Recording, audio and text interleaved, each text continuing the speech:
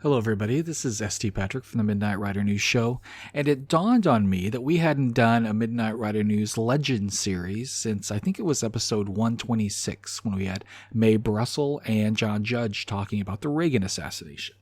Now, the idea behind this series was to sort of dive deeply into my own archives and give you some things that maybe were not available on YouTube, things that are not easily findable in the community.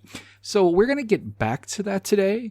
And as we said, the next episode will be with Donald Jeffries. He's a great author, great commentator of modern times. And that's probably going to come to you at the start of the week. Probably have that up on Monday. And so what we're going to give you today is an interview on the Raleigh James Show, and the interview is with a guest named Al Cuppett.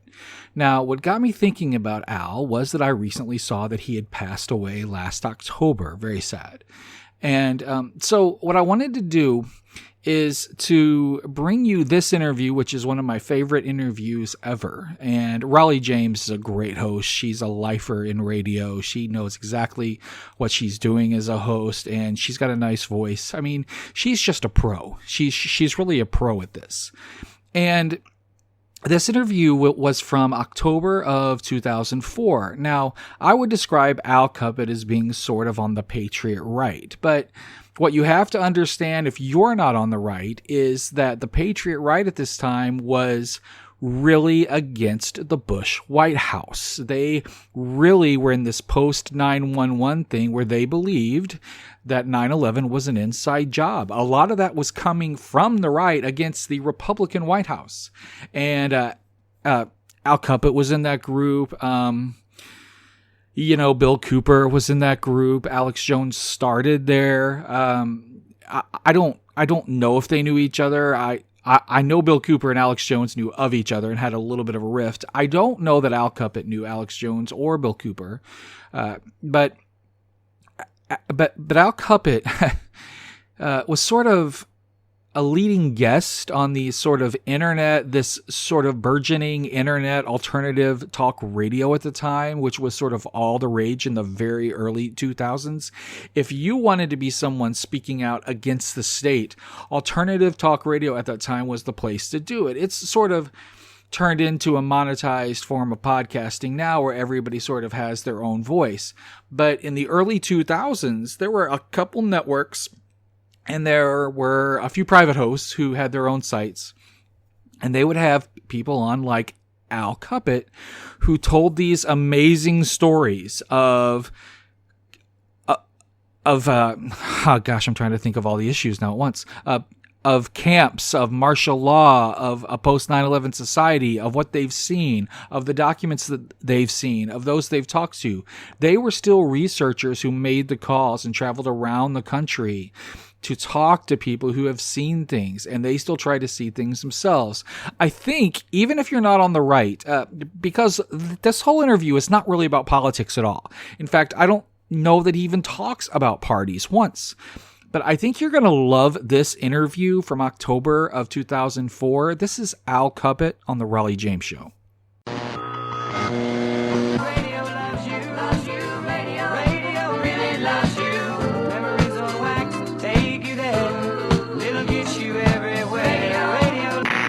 Meanwhile, back in the States, everyone in the radius of Huntington tunes his radio exclusively, WKEE.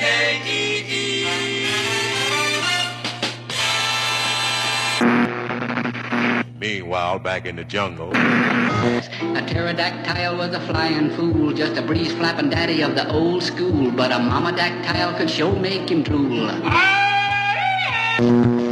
That's Loretta Lynn on Crazy, and I want to be free. Well, maybe not free, but at least reasonable. Great! Let me out of here! and meanwhile, back in the States, Let me tell you something, Mr. Look So Good. From now on, this house is where you used to live. Hot dog, here's the dedication.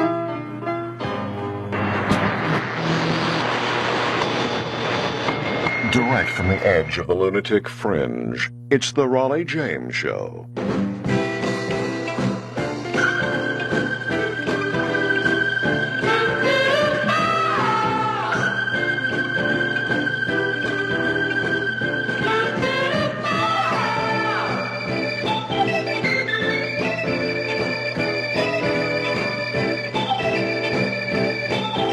It is the Raleigh James Show, and they say hearing is believing, but I'm not so sure you're going to believe what you hear tonight, but you'd better hear it. We've got several links on the website to Al Cuppett, and we'll find out more about him in a moment. But, you know, I think the mind has a fascinating mechanism that when we hear something that is so horrific, we just out of hand not deny it. We say, this can't possibly be true.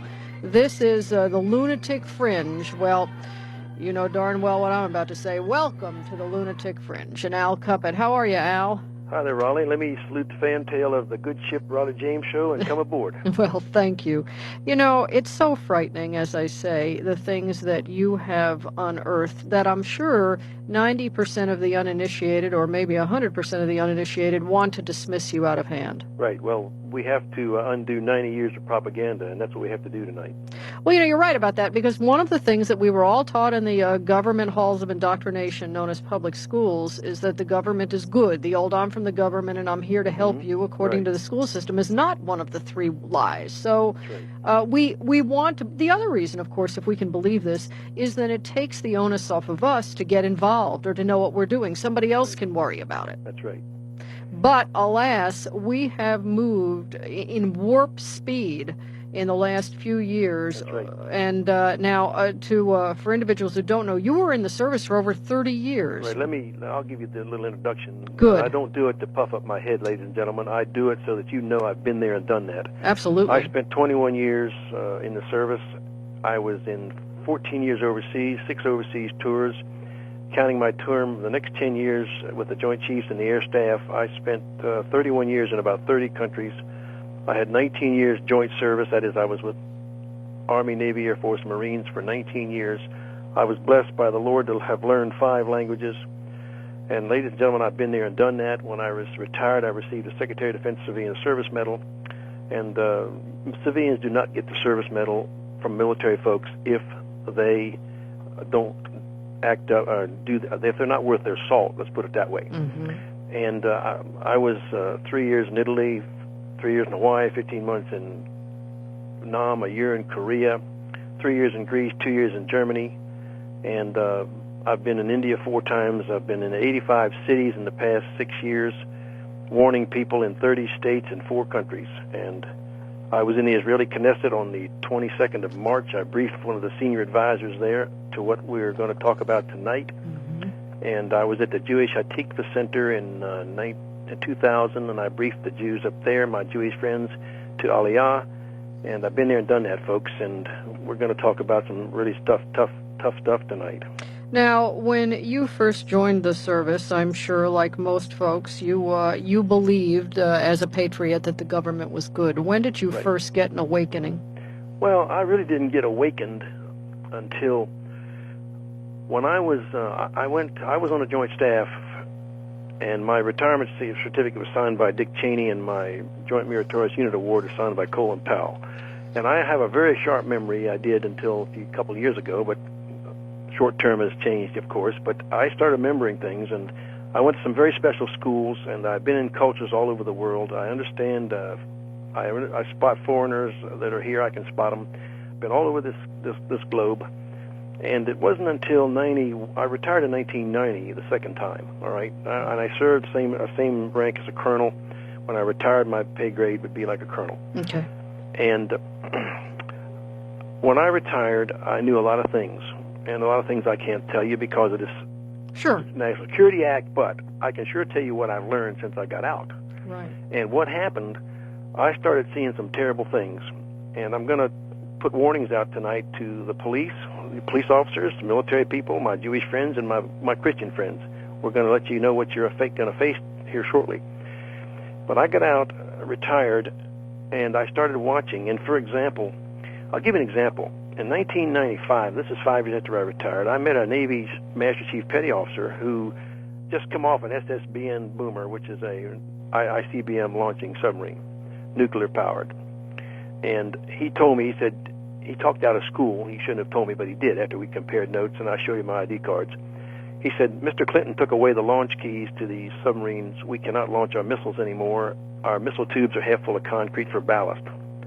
And I said, uh-oh. I also knew that George Bush Sr. had stood down the Doomsday Birds, the command posts. I knew he'd stood those down. I read that in the paper.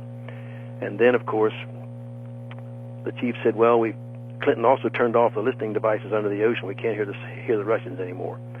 And so I said, uh-oh. And then I knew we were in really something was going on seriously. I figured it out starting in 93. And what we probably ought to do, Raleigh, is establish some things here so we can, on a building block. Yeah, okay? my next question was, at that time, were you aware of 7277? No, I wasn't. I wasn't aware of that until 92 when I got Jack McLam. I think it was 92. I got Jack McLam's book, Vampire Killer 2000.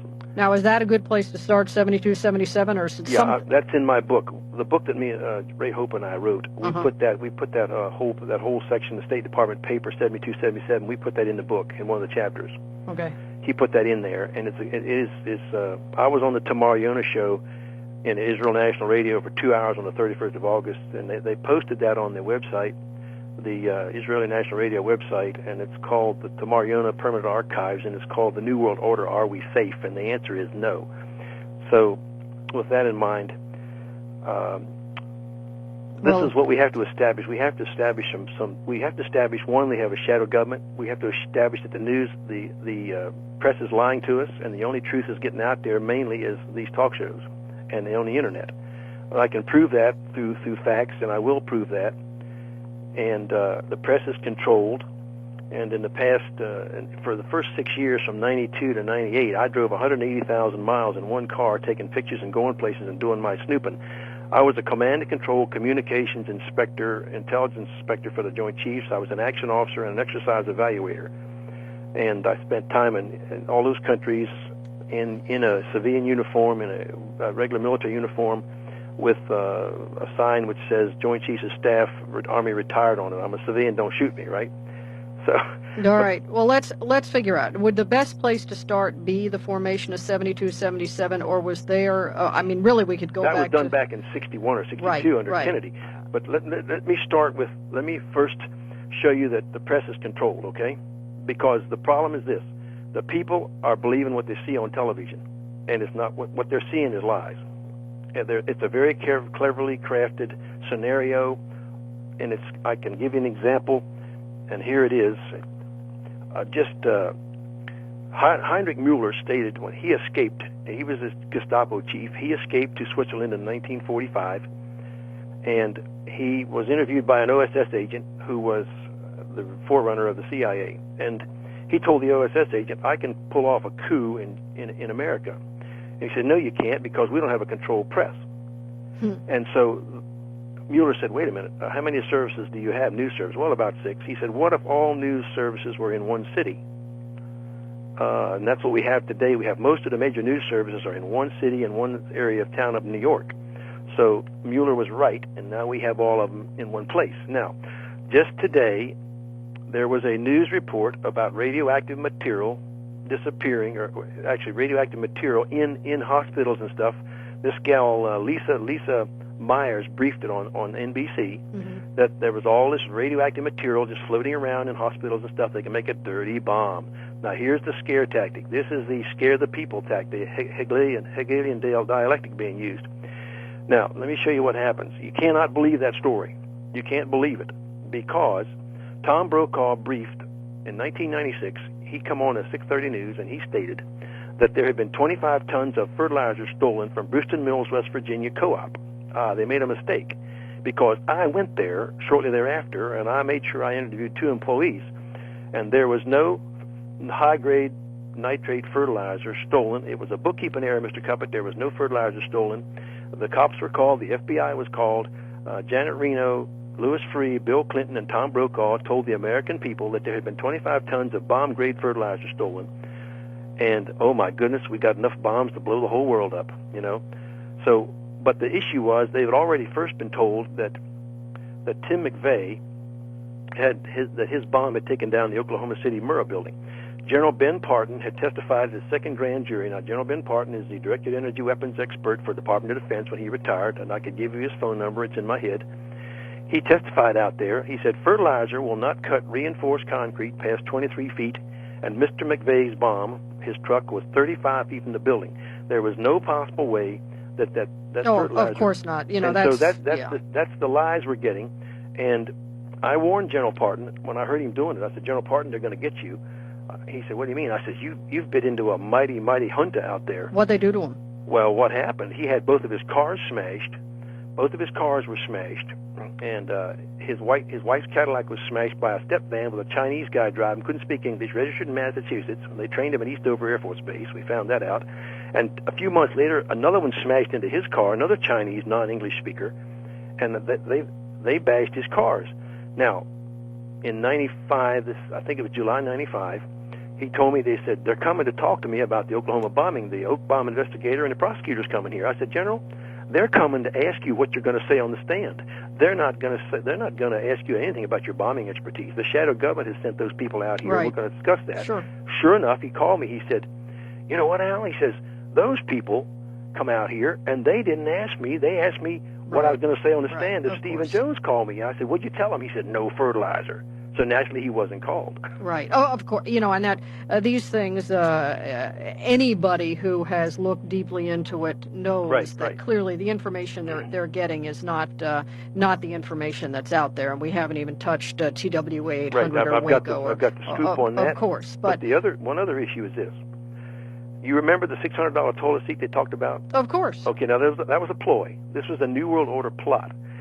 That toilet seat happens to be about 20 inches wide and about 3 feet long. It's got two holes in it. It's made out of magnesium aluminum. It fits in a porta-john that goes in the back of a C-5, a 141, or C-130. It bolts in the back of the plane for the troops, right? Mm-hmm. Well, if you buy 600 of those things back in 1967 or 1965, that seat would probably cost $100. It's magnesium aluminum. Mm-hmm. If you had to buy one 20 years later after production run was over, it would cost you some money. We didn't buy one at $600. That was a lie, another lie they told. Because the reason they put that ploy out, Raleigh, was because when I start to tell you there's a million foreign troops in the country, and I'm telling you there's Soviet equipment and all these surveillance equipment is here and infrastructure, you're going to say, what? You DOD guys from Department of Defense, you guys couldn't even buy a toilet seat. That was the reason they put that ploy out. That was why they did it. Okay, so discredit it, and yes, you can certainly see how the disinformation is out there now. Fascinatingly, as you well know, for many people they didn't even have to go that far because again, most people get their news from a 7-second soundbite and are happy not to go further. Al Cuppett is our guest. We will find out how you can contact Al. I've got all the links on the website, so if you are online, go to Raleigh.net, ROLLYE.net, and you will see 4 links, including where to buy some of the videos and tapes and fascinating stuff. And clearly we'll try to get through it tonight. I don't know that we will, but we'll make a valiant attempt. We will definitely get to martial law and to the red list, the green list, the blue list, and find out exactly who's on them and how they got there.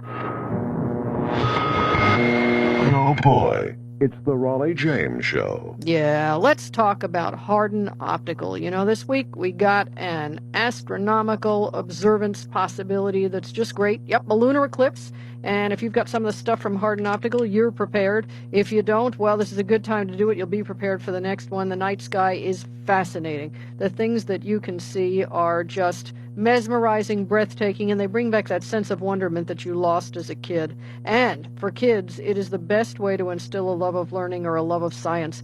The 6-inch Deep Space Hunter is under $250. This is going to be a very hot Christmas gift, too, I'll tell you what. And they've got some posters and stuff that goes along with it for kids that I'll tell you about later. But whether it's microscopes or telescopes and everything in between, if it has to do with optics, this is the company, Hardin Optical. And you can look at the upcoming eclipse with some of their binoculars, which are wonderful for that, spotting scopes, or their great telescopes. It's all in the catalog. It's a wonderful catalog full of things from software under $10 that familiarize yourself with the night sky to on up to some pricey items too. And whether you're into bird watching or planet watching or looking at microscope slides, it's all in here and more. So give them a call, 800-394-3307.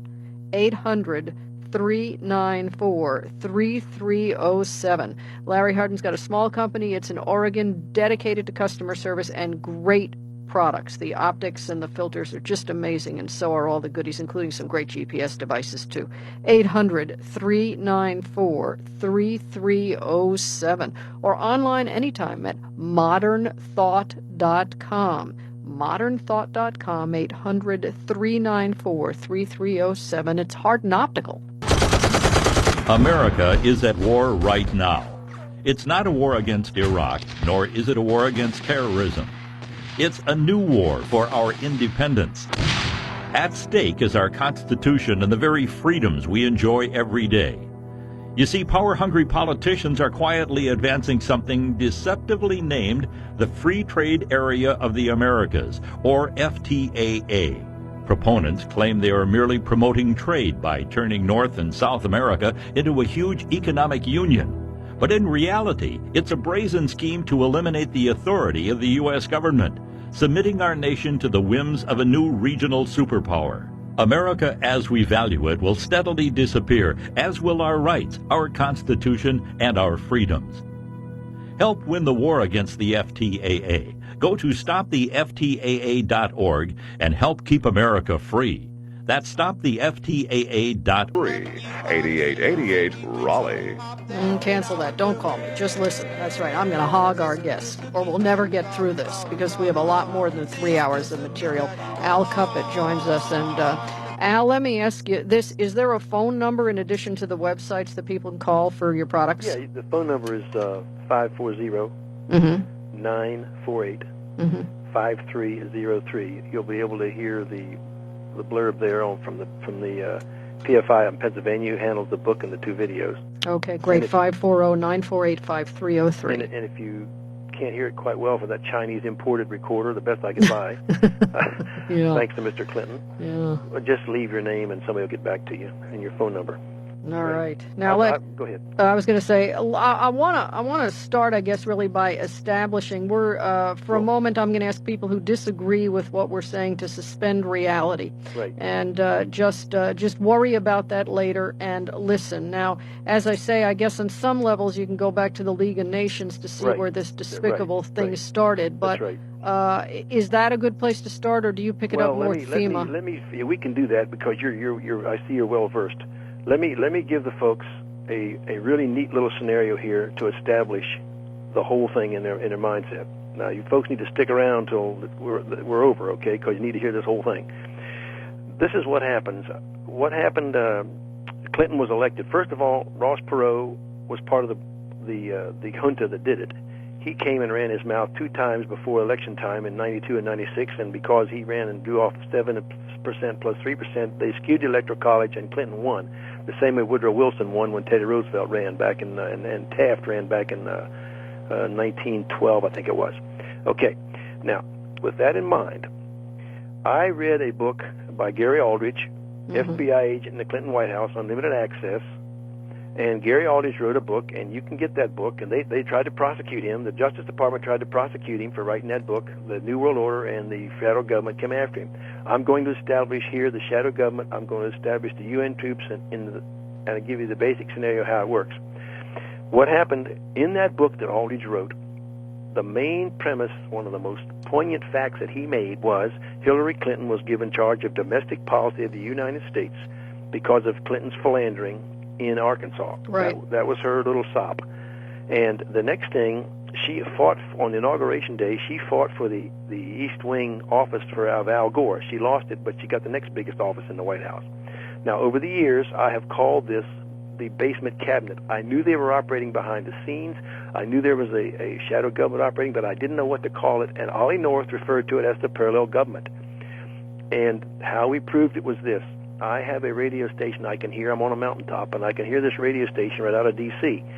And in 1996, I heard a broadcast which stated Hillary Clinton has 16 staffers. We have 20 inches of snow up here, and she had to have 4 of her staffers taken to work in 4-wheel drive vehicles. I said, uh-oh, she's got 16 staffers, and 4 of them had to go to work in the snow? Now, if the National Military Command Center, the Army Ops Center, the Air Force Ops Center, the DISA Ops Center, or one of these ops centers goes to work, the White House Communications Agency, they have to go to work in the snow. But why would the First Lady need to have her staff come in the snow? That's because they are running the shadow government. These four oversaw 3 different individuals, and those 12 individuals were running the cabinet of the United States. And that's why they had to be Humveed in there. So we know then that there is a shadow government operating. And from this point on, I want to show you how we can determine what they're doing, and I can give you all kinds of examples. And here's the first thing. All right, well, hang on a minute. Don't go away. Gotcha. And, it's interesting because, of course, it started way before Hillary, but I think it became most flagrant at that point, and Al Cuppett will continue. Again, 540-948-5303 to order his material, or go online to Raleigh.net, and you'll see a bunch of links. We'll continue on The Raleigh James Show. The Raleigh James Show.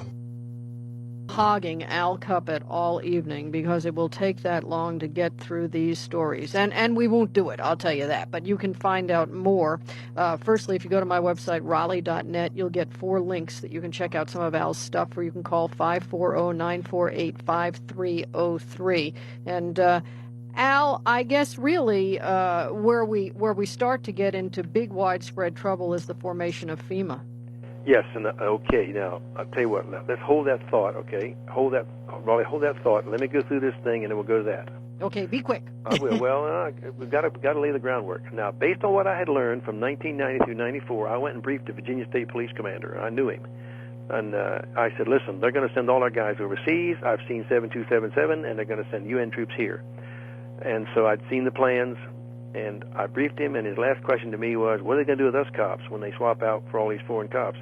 I said, well, when you get through betraying us, when you and some of the downward direct information and the Fraternal Order Police get through betraying the civilians, and they try to collect the guns, and they're going to put you in the same jails they're going to put us in. Now, with that in mind, I saw a bulletin out of the National Guard Bureau in 1994. I put it on my video, straight from Joint Chiefs.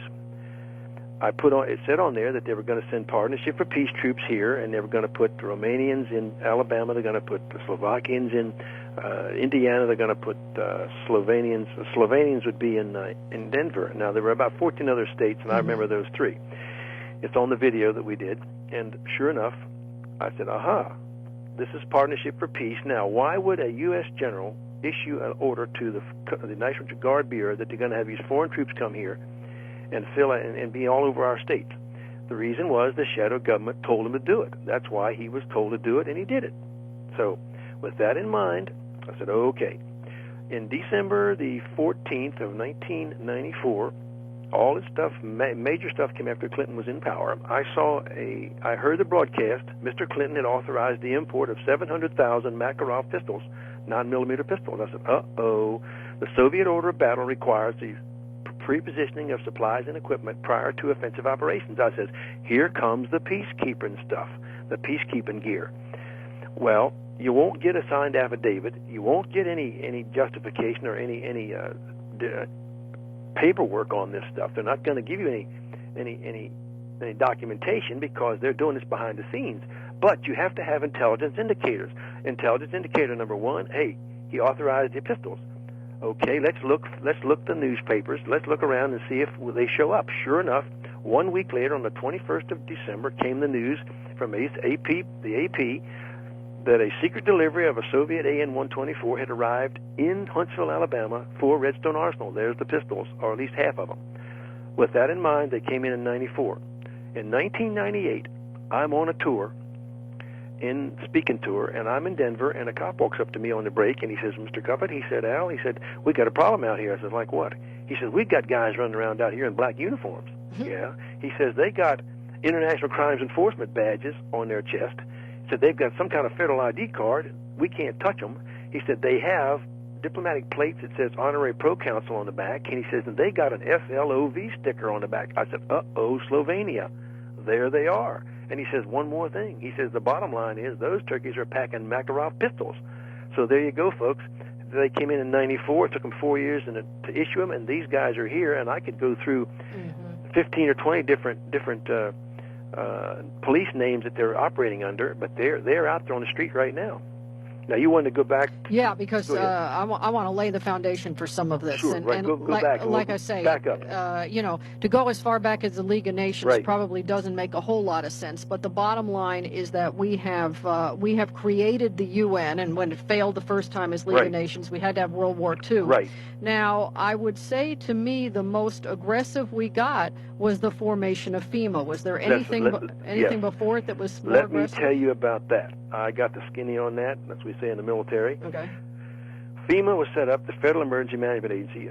Jimmy Carter set it up, and Nixon divided the country up into 10 regions.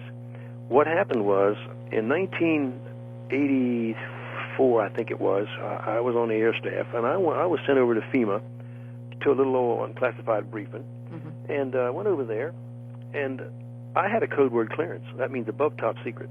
And they're escorting me around. And I'm thinking, so I said, what? I said, man, I got a code word clearance. What are you going to escort me around for?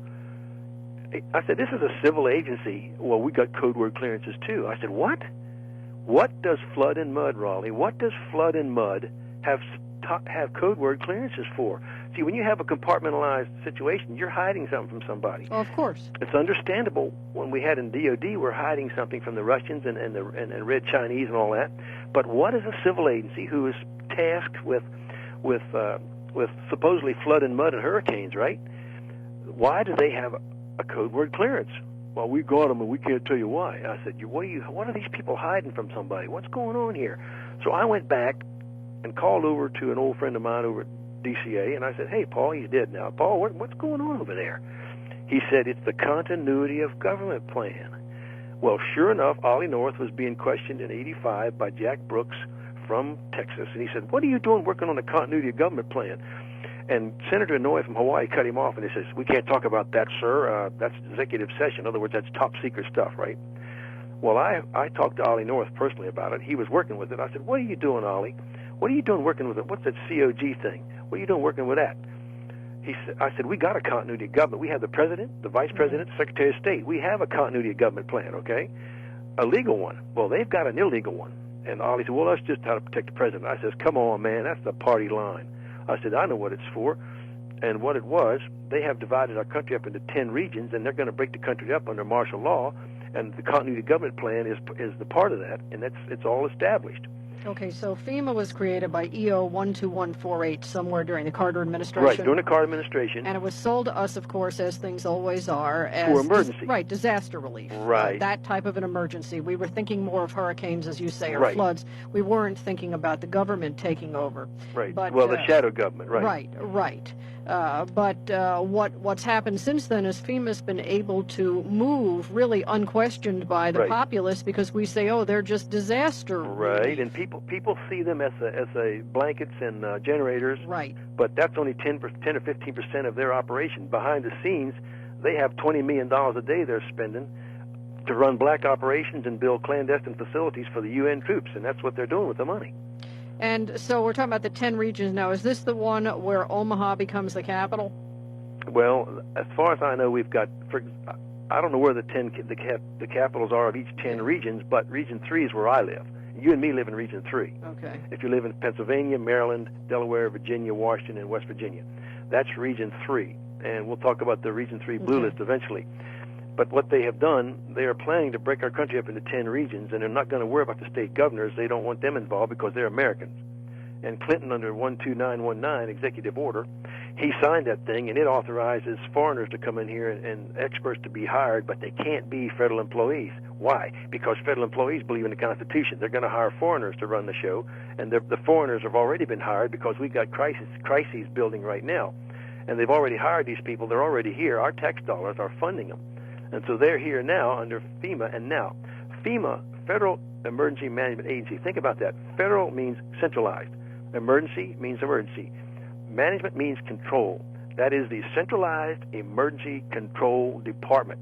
And now it's under Homeland Security. We had the fatherland, the motherland, and now the homeland. And, of course, all they need to do is create an emergency, which That's can right. be done easily. And they're going to do that. to back up a little further, because individuals who don't think there's any truth to that, you can see 72-77, Freedom from War, the State Department publications, where they absolutely say, and this was what, 1961, I think? 61 under Kennedy, right. Right. So, and by the way, we should also point out that Republican, Democrat, it doesn't matter. Doesn't make any difference. No. All these guys are, or all these offices, we should say, or presidents, are equally involved in this. Right. But here we had the State Department publishing a master plan for a dictatorship. Right, that's right. And no one noticed. It was the United States Program for General and Complete Disarmament in a Peaceful World, which said that the UN would become unchallenged. Now, of course, I'm sure you, like me, are apoplectic when you hear that Clinton's trying to be head of the UN. Right. But so here we had that the idea was to dismantle our military. Now, this is in a State Department publication, dismantle our military,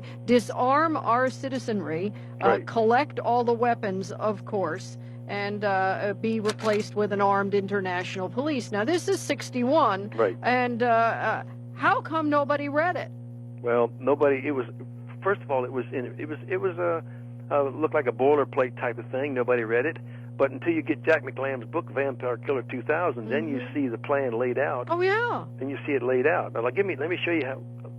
This something happened. I briefed the Jewish folks up in the Hatikva Center on July the 30th of 2000 with Schiffer Hoffman.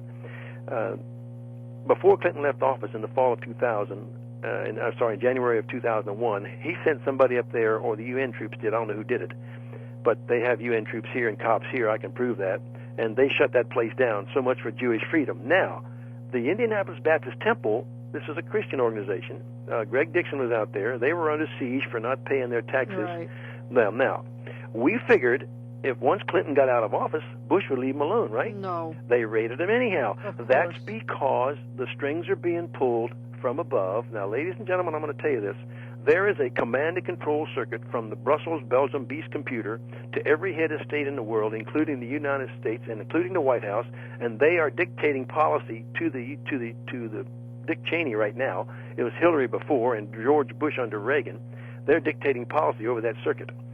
And that circuit is to every head of state, including Israel. So we have the problem of and I can prove through circumstantial evidence at Waco that circuit was being used to tell them what to do down there, because I know what happened at Waco.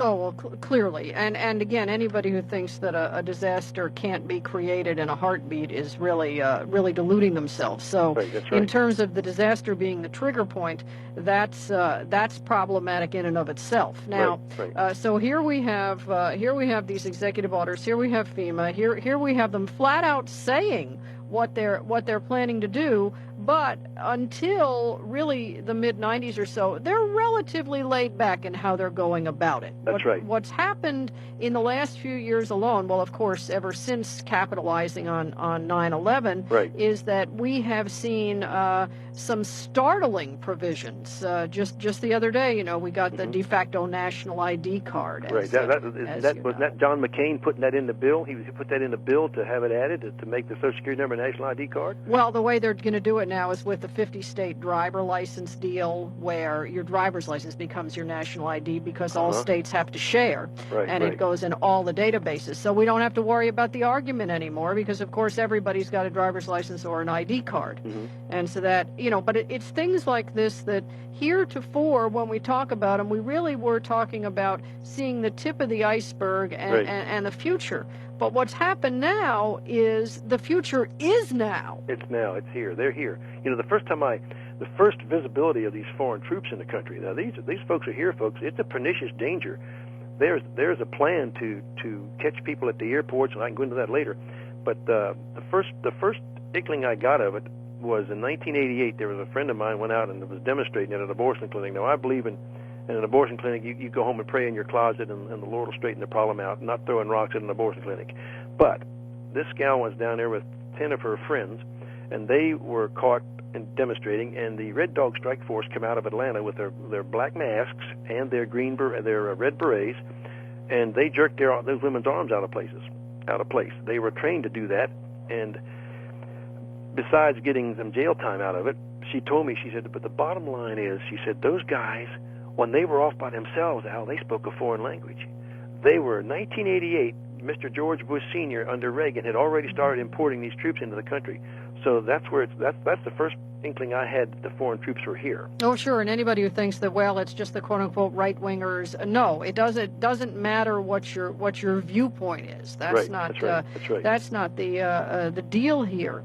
And so, of course, the Patriot Act went further than any single document to put into public codification what had privately been discussed previously. Now, when you first saw the Patriot Act, I'm sure that every wheel in your head turned. Well, these are the two things I found out. I'm going to tell you how they're passing this stuff, how they're doing it, how it works. What I saw was, I had a friend of mine who hadn't paid 30 years ago. He hadn't paid child support, and of course the wife was remarried. And he called me and said, you know what, I just lost my passport. I said, what do you mean? He said, they wrote me and said, because of the Patriot Act, I didn't pay child support, I got to turn my passport in. What's that got to do with terrorism? It has to do with control of you. You can't leave the country. Right. A truck driver called me and said, you know, I had a felony when I was 18, and I'm 40 years old now. He says, if they find out through that computer that I had this felony back when I was in high school, he said, I'm going to lose my driver's license. Right, he'll lose the CDL. What's that got to do with terrorism? Right. Nothing. Right.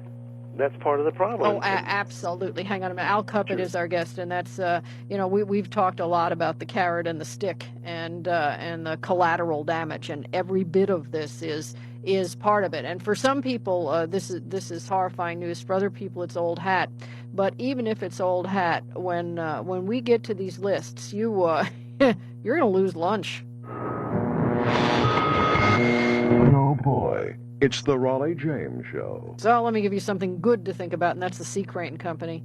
1-800-522-8863. 1-800-522-TUNE. It's a small catalog, everything radio, everything in it, something Bob Crane believes in, and in many cases had a hand in developing. And every time somebody comes over and takes a look at some of the stuff we get from the C. Crane Company, it's, I gotta have that. And today, in fact, things like our Power Pack, which is just great. It will include the ability for you to never be stranded again. Jumper cables, built-in flashlight, air compressor with a gauge, 12-volt outlet for AC and DC as well. So it's just incredible, and it is peace of mind in a container. It's things like that, and of course the world's best radios. As we talk about emergencies, there's nothing better than the free play line because they never need power. You don't need solar power, you don't need electricity, you don't need batteries. You hand crank these for about 30 seconds, they'll play for over 30 minutes, and they really need the Free Play Plus virtually indestructible AM, FM, and an LED light. The Free Play Summit, all digital with 10 presets, and as far as a clock and alarm and timer and things like that, the perfect traveling companion, and more. Some of the neatest stuff around in this catalog, and their customer service is the best in the world. In fact, they want to be there to talk to you, so you need to call them when they're there. Anytime you get up tomorrow, they'll be in. 800-522-8863. 800-522-TUNE. Tell you more about some of their other goodies later, but suffice it to say that this is a great catalog to have around before you make your Christmas selections, because there truly is something for everybody. 800-522-8863. 800-522-TUNE or ccradio.com, the C. Crane Company.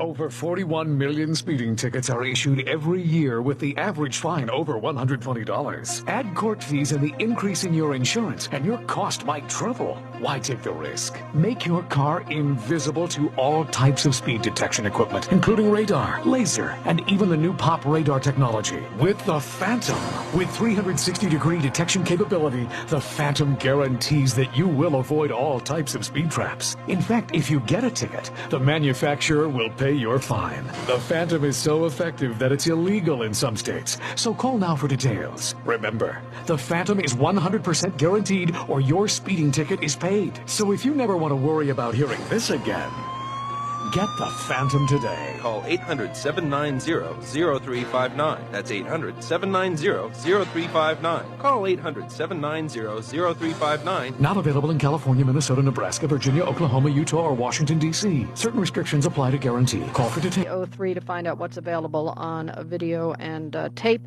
Or, of course, go to my website, raleigh.net, and you'll find links to all sorts of goodies, including his entire list of videos online.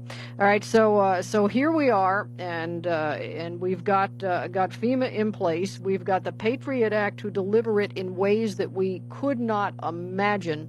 And then to jump ahead here because I got to start this. Then I read about lists and martial law, and of course, again, if I read this years ago, I would be inclined to say, yeah, right.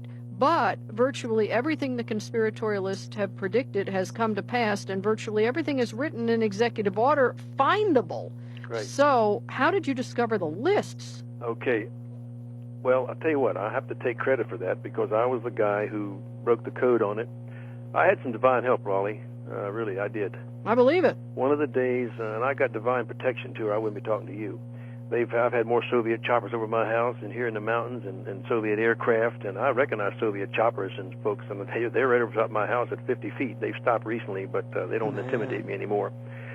What happened was, back in 95, I went to a show and I was giving out flyers and stuff, and I saw a little book there that said the Hitler's SS, the story of the Death's Head. Death's Head, that is skull and crossbones with the crossbones, right? Mm-hmm. That's same as skull and bones and same as what the Nazis wore. Mm-hmm. Well, I didn't want to buy the book, but the Spirit of God said, buy the book. And I don't buy Nazi junk. So I bought the book. And I went home and read this book. It's by Heinz Hohne, H-O-H-N-E, put out in '66. And I started reading this book, and the only thing that was left out of that book was the Romanist implications in this whole thing, the black pope and the von Kolvenbach out of the Church of Jesu in Rome. They left that part out. But it gives the whole story of the red and blue list in Germany. In Germany, they had a red and blue list and a green list. And on the night of June 30th, 1934, the brown shirts had all the pistols and the rifles. But the army, the military officers of the Weimar Republic, had the keys to the armory. Now, the SS, with Heinrich Müller and Reinhard Heydrich and Heinrich Himmler, Heinrich Müller was Gestapo. Reinhard Heydrich and Heinrich Müller was the SS guys. What Goebbels was doing was pitting the army against the brown shirts, the Sturmabteilung. And ich spreche so gut Deutsch, I know how to read German. And so what they did was they were putting out propaganda, pitting the brown-shirted guys, the thugs that had taken over the German police force mainly, against the military, the Weimar Republic officers who were the good guys to speak of, right? Mm-hmm. Well, on the night of June 30th, they went out with a red list, and they shot all the military officers and picked up all the brown-shirt leaders, locked them all up, and the SS took over the country. It was called the Night of the Long Knives. The same thing is planned for us. Really? Yeah, we got a break coming? Oh, we sure do. Okay. What a time for it, too. Hold on. Right. Al Cuppett is my guest. He will spend the next 2 hours with me. And we will pick it up on June 30th, 1934. And, you know, that's the thing. People talk about history repeating itself, and that's a nice catchphrase. But why is it that we in this country have still not learned from what happened much less than 100 years ago? And we'll talk about that, too. Al mentioned to addressing many Jewish groups, and that's one of the things I have always wondered, a group targeted by the Nazis, how they, as a group, aren't the biggest proponents of gun ownership. Now, of course, in Israel they are, but in this country. So we'll get there, too. A lot to talk about, and we've got some questions, and some people emailed, so absolutely we'll get to how these lists are compiled, where they get the information, when it's going to happen if Al knows, and for good measure, chemtrails. He's got experience with that, too. So all that and more coming up right here on The Raleigh James Show.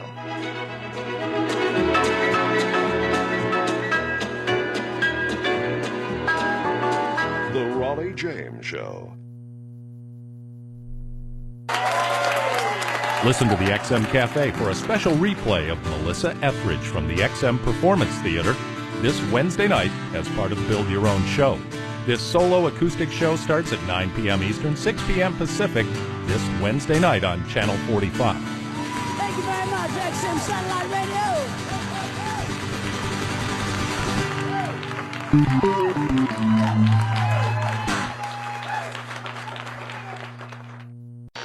WQAM and the Stores Broadcasting Company is proud to present an exclusive interview with the Beatles. I'm back for the shock of a soul boss, most thundering, storming, sound of soul. Here's what I told her in an effort to save my life. Don't pay the ransom, honey, I've escaped. Rita Gabriel, the monkey and pressure teeth. They're alive! They're alive! Why, the 1110 men! The 1110 men are alive! Like a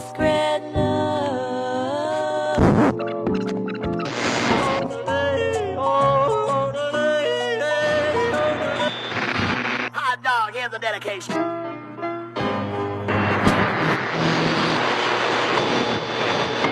Direct from the edge of the lunatic fringe, it's the Raleigh James Show.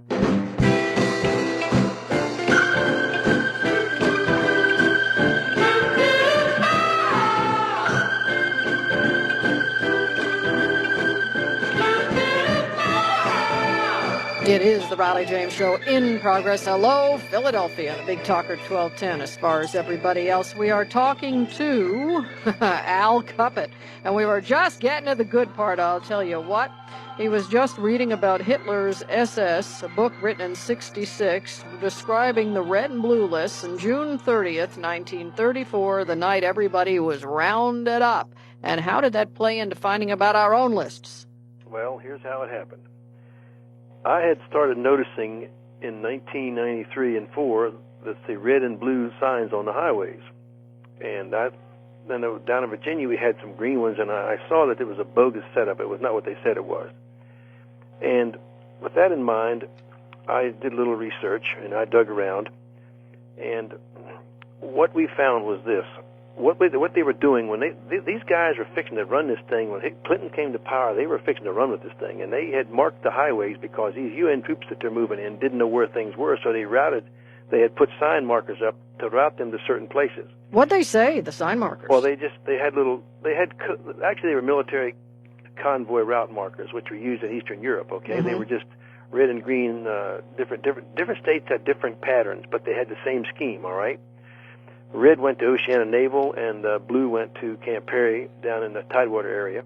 I noticed up in Pennsylvania they had red route detour and blue route detours up there on I-80, just above on I-83. Okay. I spotted them, and so then I said, uh-oh, we got a red-blue criteria going here, just like the Nazis had. Well, with that in mind, I heard about what I did was I had a guy who gave me a call. He said, Al, we got an FBI agent over here, and see, we have some loyalists, quite a few loyalist government officials. Oh, absolutely. And they're up there doing their best. He said, this guy was an FBI agent, and a CIA agent come down and said, hey, man, we've intercepted this list. Social Security numbers, name and Social Security numbers. It's a fat list. It's a regional blue list for Region 3. That's the one you and me live in, right? Mm-hmm. Well, the FBI agent saw his name on it. So then he starts looking. He sees Steve's name on it. So he takes it down to Steve. Hey, Steve, look at here. I got this list. Your name's on it. And Steve looks at it. He spots his name, his father's name, his son's name. He finds Richard's name on it and Jim's name on it. Well, Jim happens to be an ex-Mormon with a bomb shelter house. He built this big bomb shelter house, right? Mm-hmm. Richard happened to be a conservative Republican businessman who's nothing more than a conservative Republican businessman. Mm-hmm. Well, then we find out FEMA has to, these things, we find out that a FEMA guy is contracted to go in and work on these FEMA computers, and there's 34 of these bases, all right, around the country. And he went in and he noticed that there was a red and blue list on the computers, and there were 6.2 million names on those two lists. 6.2 million. Back in 1996. Now, at this point, had anybody tried to ask, and I don't know who you'd ask, FEMA? No. Okay. It's completely top secret, and no one will admit it's even there. Okay. Well, Steve Quayle got a call from the FEMA guy, the contractor, that had been on the FEMA computers and said, I found a red and blue list, man. There's 6.2 million American names on it. Well, that was in 96.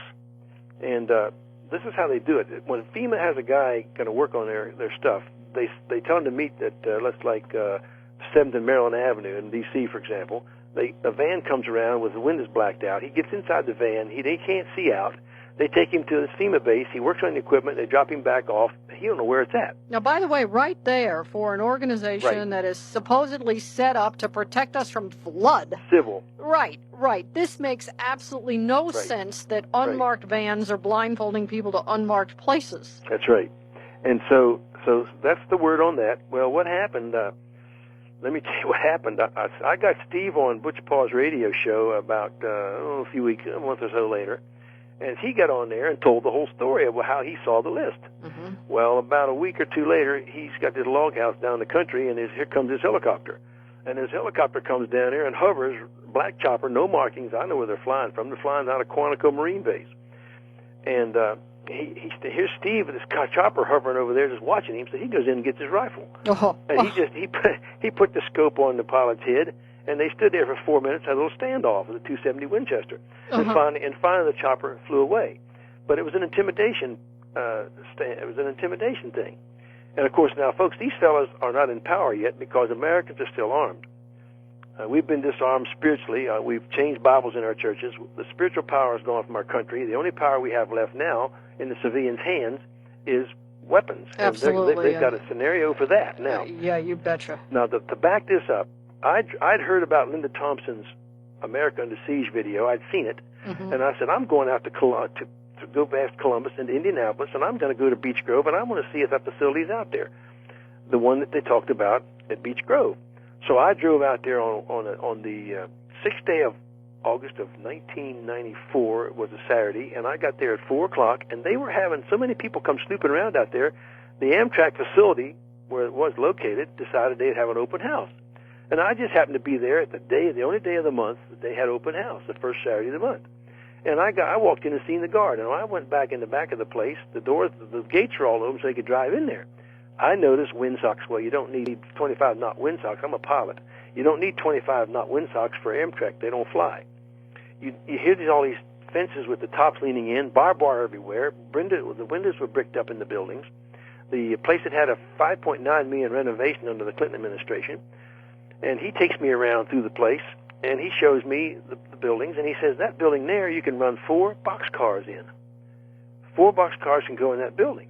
Well, when I got back with my photographs, I noticed on top where there were powered ventilator fans to suck the air out of the things, and there's also 6-inch gas pipes that went into all the buildings, and they had these big... Oh, my God. What they had was, they had put new heaters in them, and these heaters were these buildings were 2-story high repair buildings, right? Supposedly for Amtrak in suburban Indianapolis. Amtrak, right? And they blow hot air into all these buildings.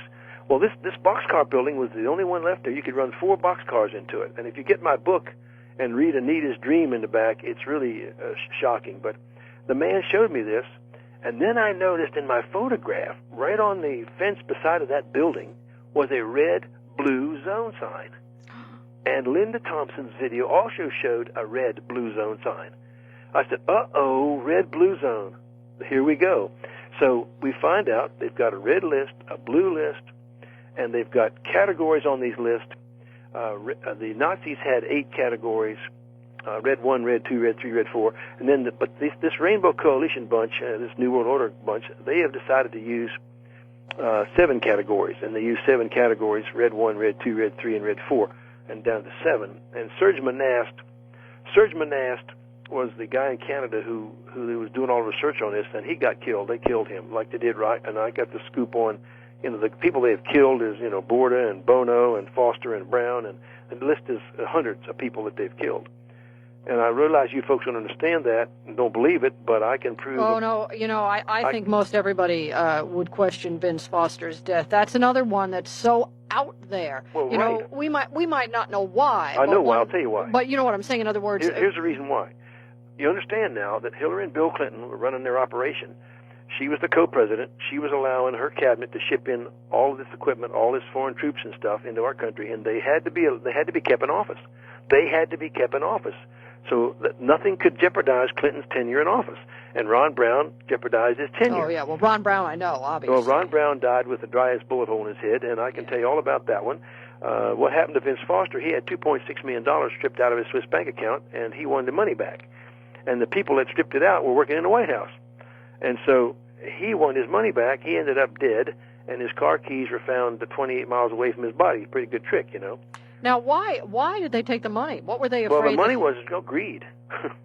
The person that took the greed had a computer function going, and it was a female, and the dragon lady, evidently was a computer firm out in Little Rock or somewhere in Arkansas, stripped the money out of his account, and he wanted his money back, and he was going to spill the beans, and it would have brought the administration under intense scrutiny, as did the travel office thing under Billy Hale. Right.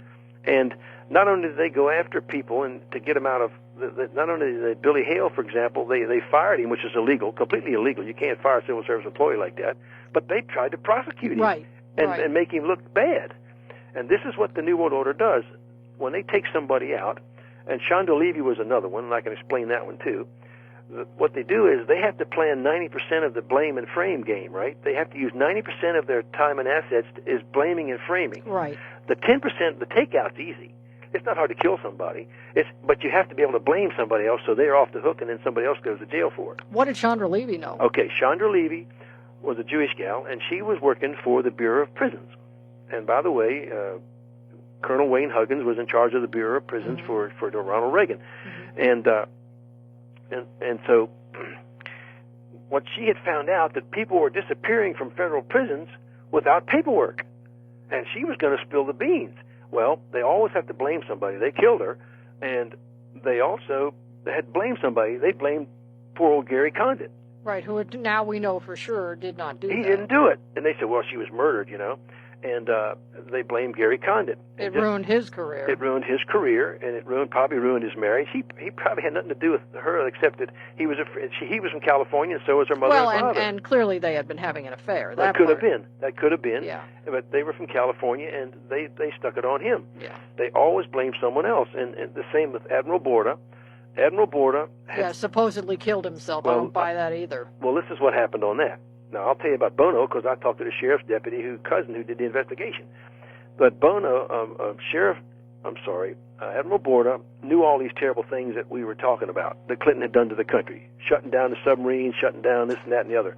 He wanted to do something about it. He wanted to have Clinton tried.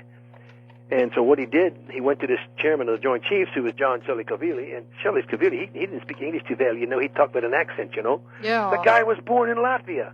His old man was a Waffen-SS colonel, and here the guy is the chairman of the Joint Chiefs. Yeah, I found that a little odd, too. Well, he went up there and said, hey, this guy Clinton's dangerous, and he didn't realize, just like General Parton, he didn't realize how big this thing was. Right. And the newscast, I heard it, the guy called me, my buddy called me, he said, did you hear what happened in the Navy Yard on Admiral Borda? I said, no.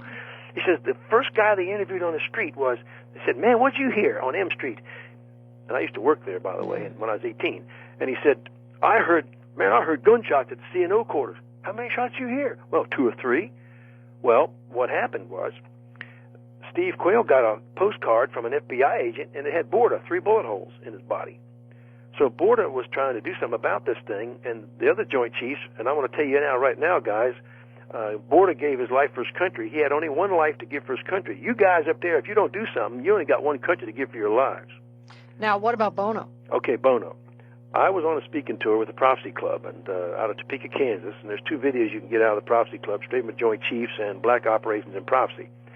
It's out of theprophecyclub.com, but they handle that out there. But anyhow, Sonny Bono, I was out there speaking in Denver, and another guy walks up to me and he says, you know, I'm the cousin of the deputy sheriff in Lake Tahoe. He said, the investigation, and my cousin wrote up, he said, there was no tree on the slopes out there. Sonny Bono didn't hit a tree. He had 2 dents in the back of his head, but he didn't hit a tree. And so With that in mind, I went to her office when Mary Bono became the representative for his district. I went to her office, and I walked in there, and I said, listen, I want to talk to you about Sonny Bono. I said, he was a good guy, wasn't he? Oh, yeah, I used to be his chief of staff. He's a great guy. I said, I'm going to tell you something, Bubba. I said, I just talked to the sheriff, the cousin of the deputy sheriff that did the investigation. I said, he didn't hit any tree. Mr. Cuppett, now look at here. That's the story, Bubba, and you're out of here. You get out of here. You get out of here. He chased me out of the office. Oh, man. Well, what did he know? Well, Bono, this is what Bono was doing. Bono, one, was trying to impeach Clinton.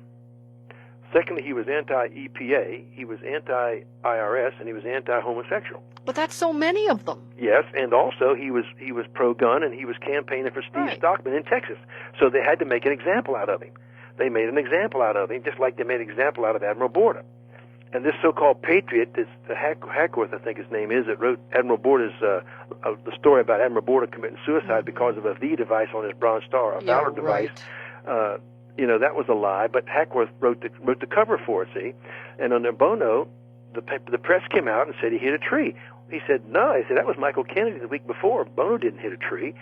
So when they chased me out of his office and got scared and paranoid, I knew the cover story was there. Oh, absolutely. Hang on a minute. Al Cuppett is our guest, and as I say, I'll barely get through it, and there's so much more to cover, and cover it we will. You can go to my website at Raleigh.net. I put links to Al's site, some of them, as well as where to order his videos and his tapes. And if you're not online, we've got a phone number for you. I had it here minutes ago, and I'll have it again, 540-948-5303. And we're just beginning. Oh boy, it's the Raleigh James Show. If you're a truck driver, you know glare is a primary cause of many, many highway accidents. You probably also know that glare does not just happen on sunny days. Glare is the major reason you can't see through daytime rain or fog when you drive. Bottom line is you need to eliminate glare to drive safer, drive longer, and drive more comfortably. Australian-made Spotters polarized sunglasses virtually eliminate the glare in bright sunshine and in winter rain, fog, and snow. In Australia, truck drivers have been swearing by Spotters for the last decade now, and finally they're available in the USA. We gave out pairs of the penetrator lenses for drivers to try, and most of them couldn't believe what they were seeing, or for the most part, what they weren't seeing. Spotter sunglasses help you see the road so much better. And with over 30 frame styles and 10 different polarized sunglass lenses to choose from, there's a fashionable pair of Spotters for your lifestyle off the road as well.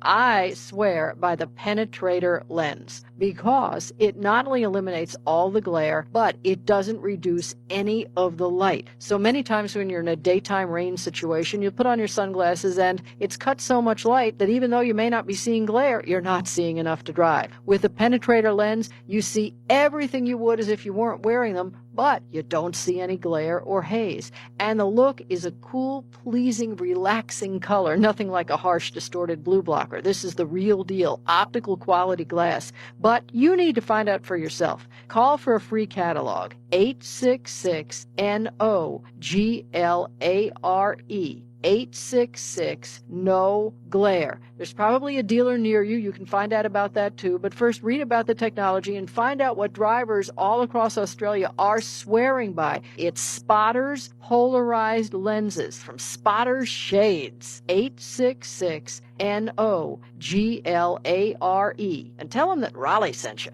Commodities, futures, options. While most people are acquainted with stocks and mutual funds, the commodities markets remain a mystery. It's one Barclay Financial can help solve. Futures and options investing involves substantial risk of loss and are not suitable for everyone. I'm Patrick T. Parker for Barclay Financial. Right now, the U.S. trade deficit and budget deficits are rising to historical levels. Interest rates are at some of the lowest levels we have ever seen, and yet the economy is still weak, and we feel this could spell trouble for the dollar. To Barclay Financial, that spells opportunity. The European currency has been on the rise. We feel it'll keep on rising, and as a result, we're recommending the purchase of call options on the euro currency.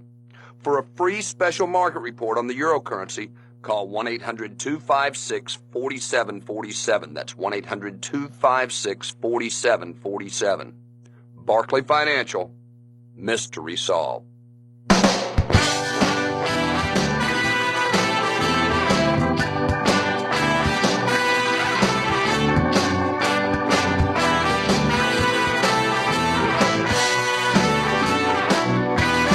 Out of her car and on your radio. It's the Empress of the Interstates, Raleigh James.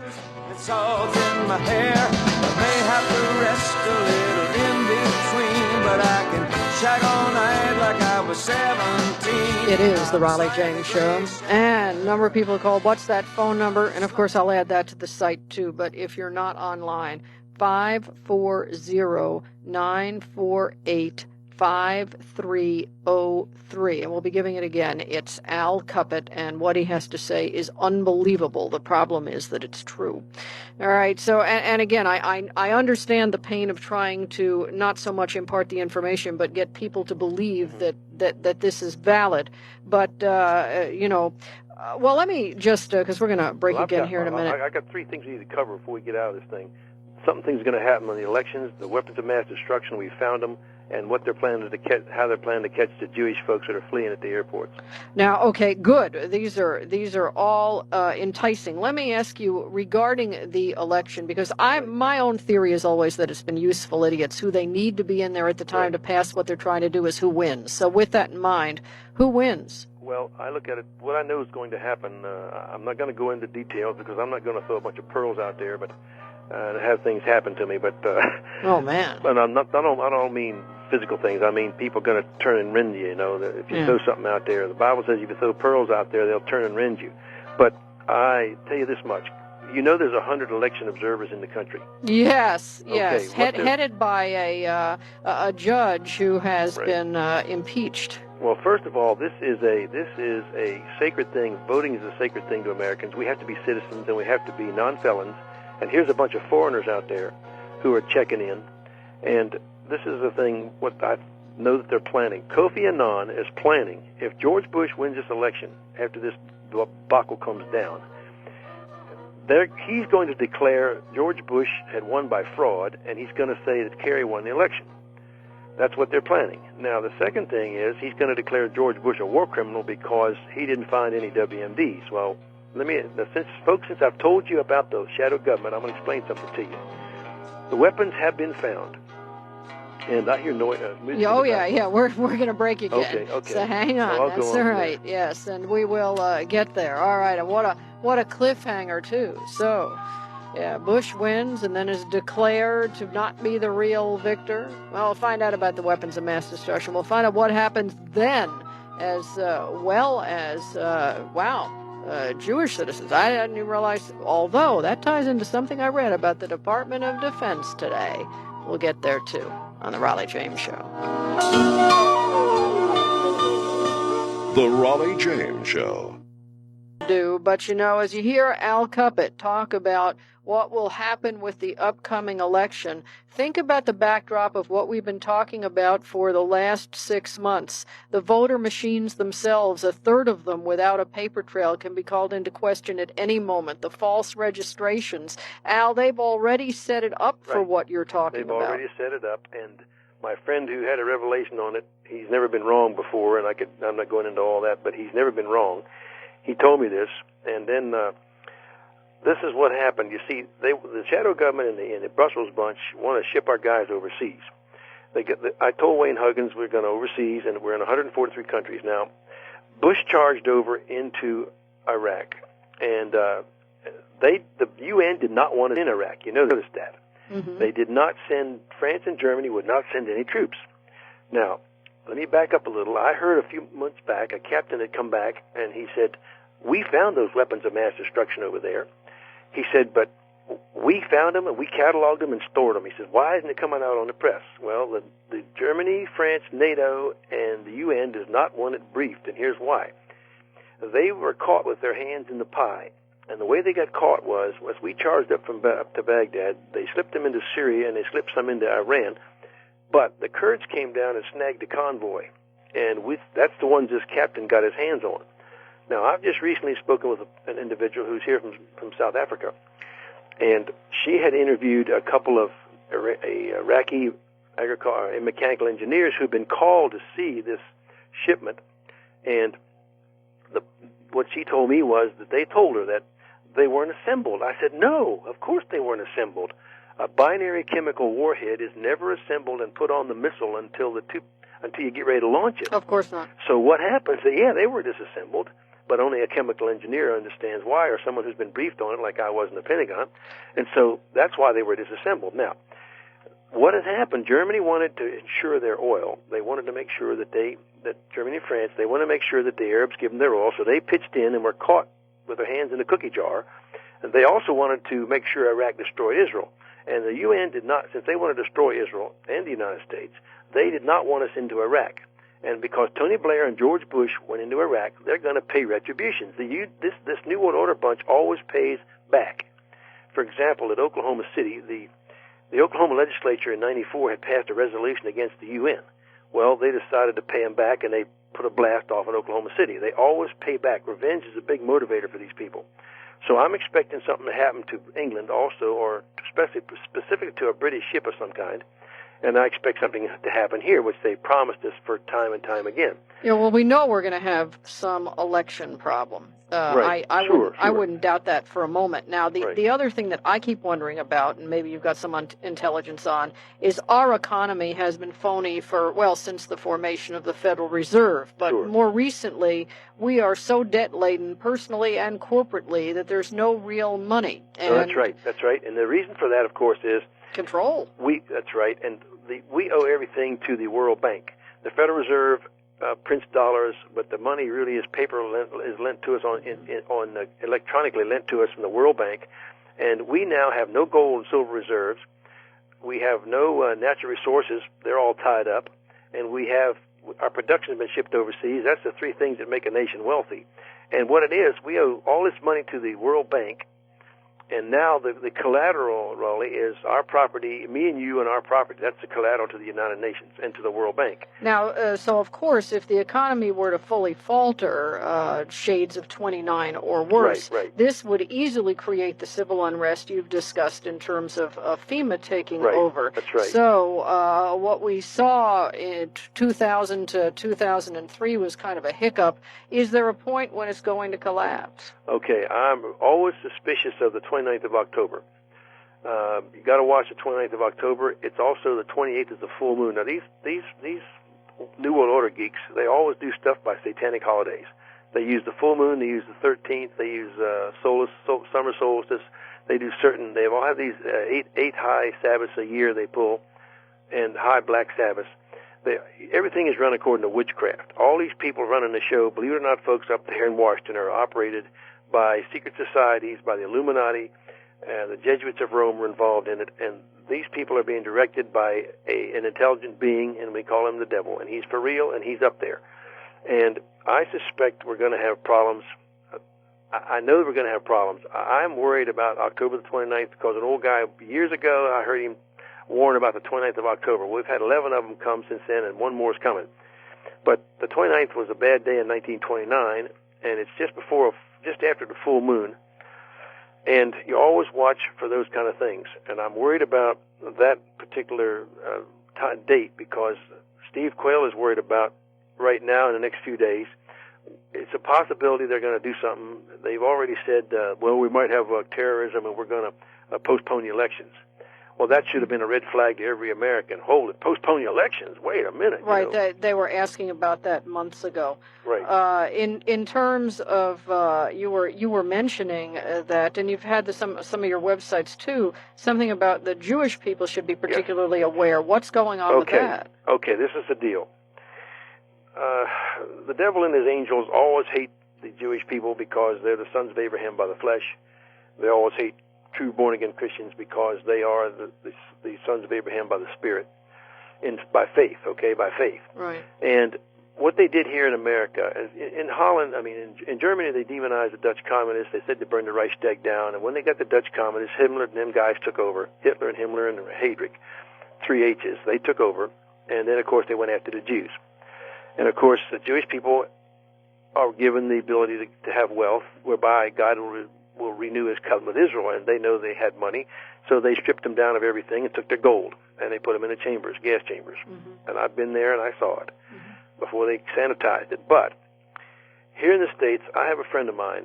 We'll go through this scenario. I've got a friend of mine who was a Messianic Jewish speaker, and she goes around the country, and she has a message that she has. I told her she wasn't correct, but she needed to get back to the right thing. But she was going around the country, and back in 2000, in July, she called me up, and she says, Al, she says, no, it was 2001. She said, Al, she says, I've been contacted by an intelligence agent, and he says, listen, I'm targeted. I said, yeah, you're on a red or blue list. Well, what do I do? I said, don't be afraid. I said, you're supposed to be using the King James Bible. That's the answer to your fear problem. Use the King James Bible and get back to the old ways. I said, but don't be afraid. Just hang on.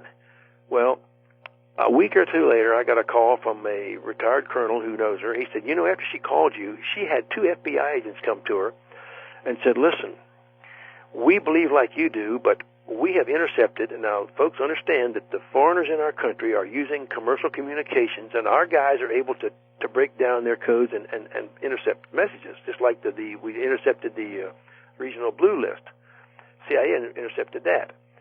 Well, what happened, not that the CIA is all good, there's a bunch of bad guys there too, and what had happened, this FBI agent these guys had intercepted a message, and in this message they told her, this is what we read in this message.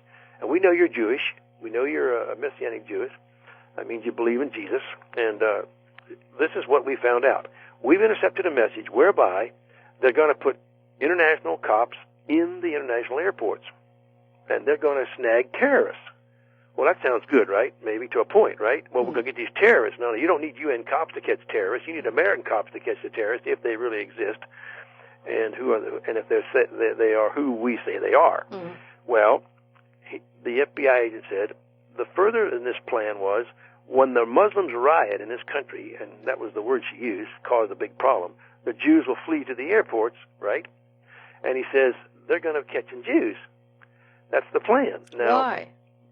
Because they want to start with the minority first, right? You always start with the minority.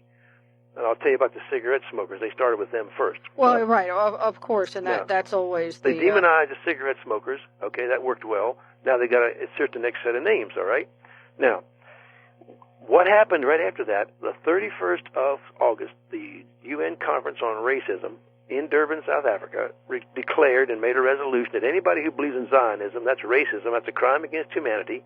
Therefore, anybody who supports Israel or anybody who does anything for Israel is an international criminal, because that business over there, they say, is racism, and it's a crime. Yeah, I've seen that more. It's interesting you say that, because that's heating up more and more from all over the country, and especially on our college campuses. Right. This idea that Zionism equals racism, and that's the trend that they're pushing, and the problem with you see. There's an Aliyah program to get back to Israel, but the American Jewish folks, they don't want to associate with Israel. We're not part of that. Wait a minute. Buddy, these people don't differentiate between a Jewish person in America and a Jew in Israel. They are the same bunch of people as far as they're concerned, and I've been warning these people for 5 years. Please, I beg of you, make Aliyah now. Go back over there where there's a place for you, and I'm telling you, folks, there's 1 million Soviet troops in this country, UN troops, and there's several 100,000 foreign cops. They're here, they're operating, and they are picking people up now, Raleigh. They have been picking people up here and there all along. Now, today on the news, in fact, I when I was surfing, came across, apparently we have just a signal, separated out anti-Semitism in terms of the hate crimes as a specific crime. And there was a bunch of talk back and forth, because, of course, the term hate crimes is very frightening for a lot of reasons, that's the issue, too. see? Yes, if they can use anti-Semitism to establish a hate crime, they don't care. They'll override that thing later on, because we've got this International Criminal Court now, and this International Criminal Court, if this judge issues a bench warrant against you by the Rome Statute, which 60 nations signed, if you go into one of those nations, and let's say Raleigh James, for example, They said, this woman's been talking on the radio. She's an international criminal. She don't like the UN. Yeah, I'm a subversive, right? Right. So if you go out of this country, any one of those 60 countries, they can grab you. Right. And by the same token, if they have a UN cop here who's operating clandestinely, they can grab me. They here. can grab you. And the only reason they're not grabbing us now is Americans are still armed. That's the only reason. I believe that part That's of it. right. Now, with regard to this red list and blue list, Right. you've actually seen them for our district? No, I did. The FBI agent had the copy back in '96. Mm-hmm. There was an FBI. Yeah, he had the copy that had been intercepted, and Steve saw it, and Steve saw it himself. I know the guy personally. I know his wife, and I know his phone number, and they saw it. And like I said, when Steve got on the radio and briefed the thing, man, they sent a chopper out to intimidate him, told him to shut up. Is he still alive? Oh yeah, he's still alive, but he's on the he's a target man. But see, they know he's armed. They saw the gun. Right. Now, let me ask you this. Of the names that they saw on the list, have any of them disappeared since then? No, because that was the blue list. The red list is picked up prior to unobtrusive preparations for martial law, okay? Prior to unobtrusive preparations for mobilization or martial law. And we don't know who's on that. No. Well, yeah, I can tell you who red list category 1 is, but it's going to really make you, people are going to get upset. I still want to know. I'll tell you, but the blue list is picked up after martial law is declared, and best we can tell it'll be 6 weeks after martial law is declared. The red list, according to Serge Monast, and he's dead, he was killed. I saw the lists of names, and I, like a dummy, I get so much information in here, I didn't keep the list. Oh. But I didn't know the names, the list of names. I didn't have a list of names. I had the categories. Category run. I told you guys that this is a satanic run operation. Category 1 red list, the category 1 I remember, was Christian women for satanic sacrifice. That was the category red 1. Wow. That's how wicked this bunch is. That's how much these skull and bonesers and these people up there are really wicked people in many places, and they are planning to do a number. This is the Fourth Reich, ladies and gentlemen. I'm not kidding you. This is the Fourth Reich, the Fourth Kingdom found in Daniel, and it's coming down. And this is just part of it. And the thing over in this Middle East thing is the whole kicker. Israel is God's timepiece, and you can watch what's going on over there. And America is really we're in trouble, and this thing's coming down, and it's coming down soon. Now we may get by, and the possibility of us not having a government come the 21st of January is quite plausible and feasible. Well, that's the, of everything we're talking about, that's the most imminent and the most real, because, again, when we know that 1/3 of these machines do not leave a paper trail, then anyone can allege on either side. For instance, let's say Kerry gets in, the other side can claim it's unfair. Right, because, you normally flip a little handle and you got a thing in there that shows the count. Right, or a chat or something. I mean, there's a paper trail. But who knows now when you push a dot on the screen and a computer? I mean, well, and we know that the county tabulators have back doors, and this has been widely publicized on the news. So and again, these last minute registrations, which no registrar can possibly validate, as well as the fact that none of them have links to the computers that say whether someone is a citizen or not. Right. So, I wrote a letter to the county supervisors or county commissioners, you might call them up there in the township or whatever, in the county, and I said, listen, if I find a UN observer up there at my polling place, there's going to be trouble. Because I said, I'm going to call a sheriff and have him escorted off because he is trespassing, criminal trespass on sovereign United States property. Get him out of the place. We don't need him here. And get him off. I said, and if you don't get him off, I'm going to perform a citizen's arrest, and he's going to be off the premises because I'm fed up with it, Well, the problem there, of course, is that the government as a whole is embracing this and the concept of it. Well, actually, okay, now, we got to watch when we say government. It's really the shadow government. Let me explain this. When I was in the government, I was the government. One lady said, "Well, you always talking against the government." I said, "Listen here." I said, "I was the government. For 31 years, I was part of the government. It's not one big blob. It's a bunch of people, right? Mm-hmm. I was part of it." And I said, I have a right to comment on it because I was there. And this whole thing is, I lost my train of thought, but I was the government, and what you do is, you've got a lot of guys who are working hard, FBI agents and guys who are working hard to do their job, but all their work is being countermanded at the top. Oh, absolutely. The rank and file is without a doubt loyal to the cause. The problem is they're unaware of the cause. Hang on a minute. Al Cuppett is with us. And with regard to that shadow government, I know you, like me, wonder who they are. In fact, a great book out of Britain called Them, trying to find out who that was, and it was truly hilarious, but I wouldn't say a conclusion is drawn. But we'll get with Al as far as who are they from the top down? What's going on?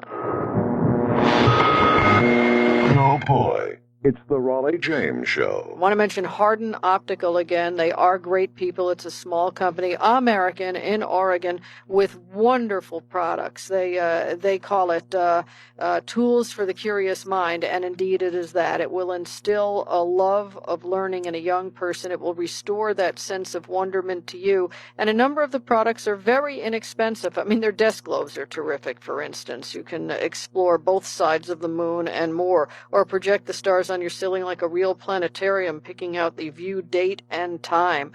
Some great star charts and a number of really neat things. But when it comes to optics, everything, whether it's microscopes or telescopes and everything in between, spotting scopes, binoculars, they are the masters of this, and filters as well. You can capture nature up close, whether it's a favorite bird or whether it's deep into space. A number of other things, too, that are really neat, including a lot of GPS devices I think you're going to like. Yes, that you'll control, that don't control you, and a lot more. So give them a call and get the catalog. In fact, there's a new catalog that's coming out really soon, and you'll want to be on the list for this. By the way, they've got the best accessories, too. Maybe you want to take your telescope and put the image on your TV screen. You can do it. Maybe you want America's tiniest home video with accessories for your microscope and everything in between.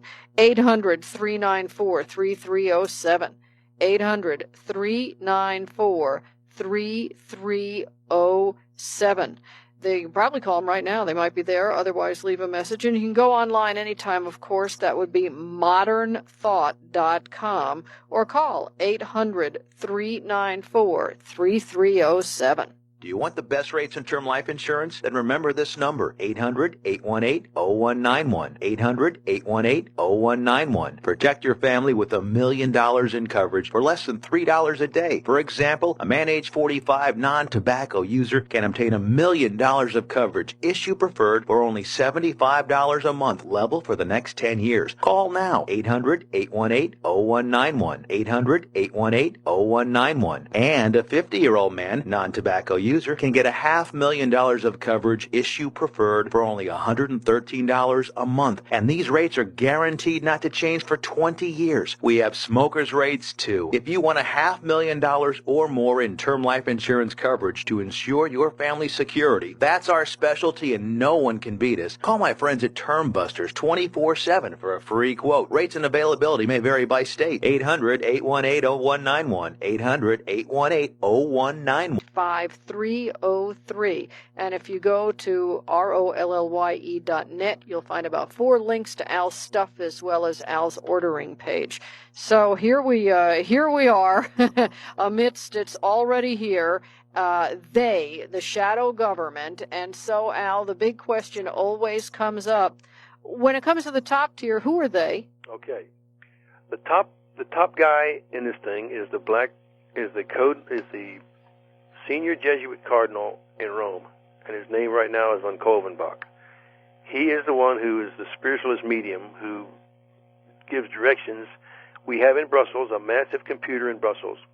We have it's called the Beast computer, and that thing is linked to everybody. They want to link everybody in the whole world up to that thing, and they're going to do it with a biochip here shortly. Mm-hmm. And, of course, the Internet links you up. You know, you're tied into it. And from Brussels down, okay, what you have these secret societies, you have the Council on Foreign Relations. You understand, folks, this is ideological. It's ideological. It's completely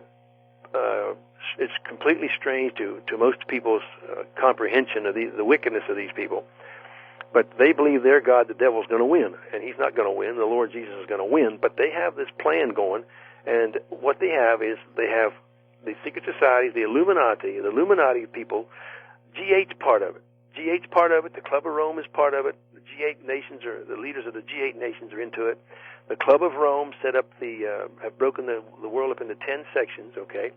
And then we have the Masonic Order, you have the Council on Foreign Relations, you have the Trilateral Commission, you have these secret societies who have these secret oaths, and these guys are all hooked up together at the top, and it comes right down.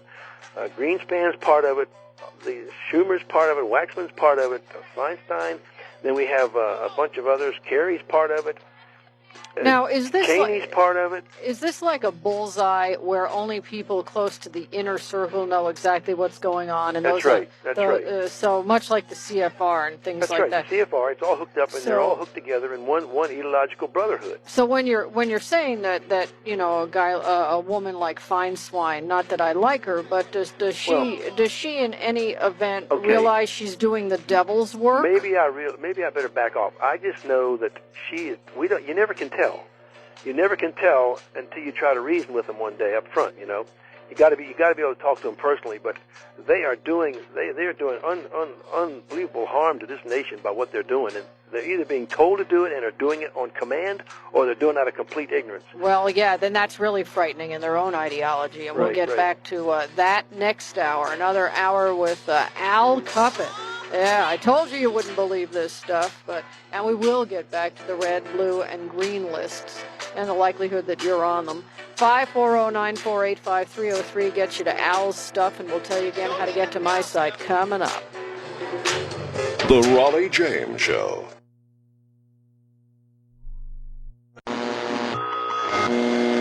Remember those loving fools, Romeo and Juliet? They thought they had a thing going. They just didn't know. WHLO contest information. This week at work, sign up for the payroll savings plan, the star-spangled savings plan for all Americans. Did you catch Dionne Warwick over at Leo's Casino? We had her on 3 on the Town last week. She is a groovy gal. We hope to have her on the Chuck Dance Show just about the 1st of next week, about a week from today. What's going on? I'm going to destroy the world. Right. Am I on candid camera? Let me hear some of that rock and roll music. It's the biggest Beatle record bonanza yet. But there's more. Hello and what do you know? This is your year to score. We are the station of the year in 1964. Hot dog, here's the dedication.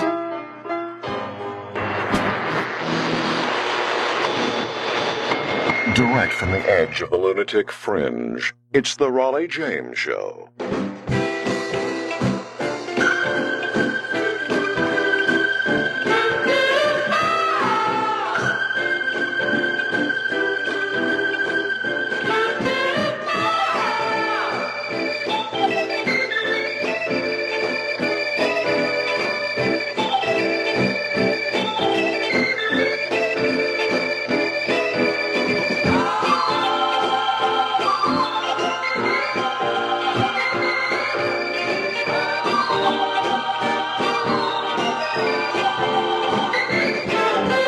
It is the Raleigh James Show in progress, the other side of midnight, a fitting time for this.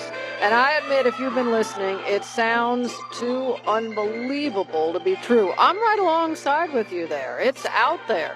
The problem is that many of the things that people like Al Cuppett have been talking about regards with what's coming governmentally, globally, I should say, including your enslavement politically or otherwise, this stuff has already, much of it, come to pass. So, my first question this hour is, I always had this kind of thought, Al, that when somebody became president after they were elected, they were taken to some room, sat down, and then told, this is the way it's going to be. That's exactly right.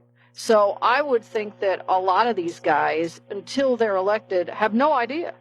Well, congressmen, I know for a fact that when they're a junior congressman, they take them in for a charm school week and two and tell them how they're going to be doing things or else.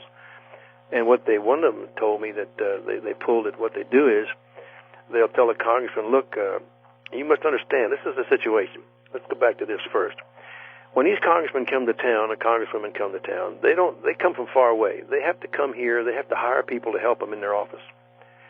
And what they do is they go to a bulletin board and they look up political science majors. And the political science majors come right out of Georgetown University. That's the Jesuit think tank of the United States. And they hire these people, and these people working in their office, they believe these people are loyal to them because they're paying them.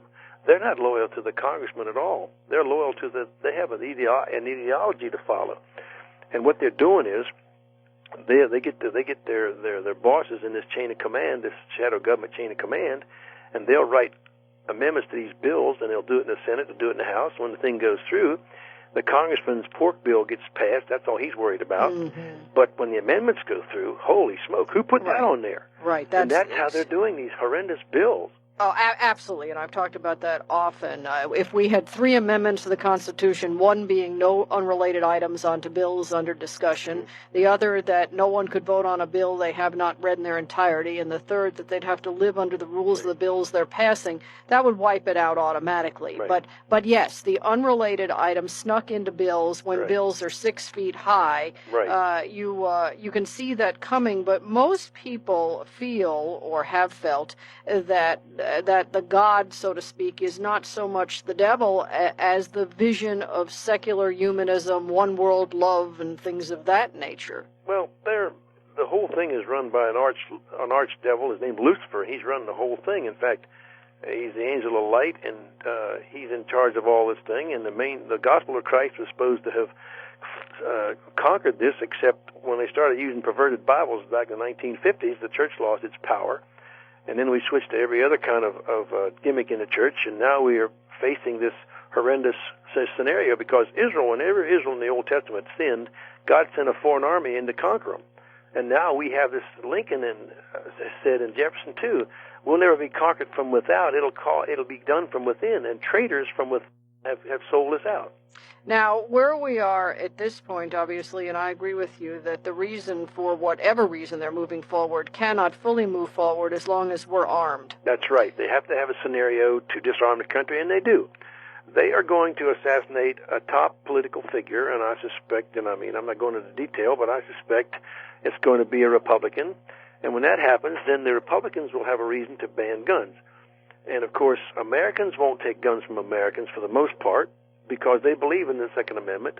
Mm-hmm. Some will, but UN troops will. They don't believe in you having a gun. They don't believe you having 2 cars. They don't believe you having a Bible.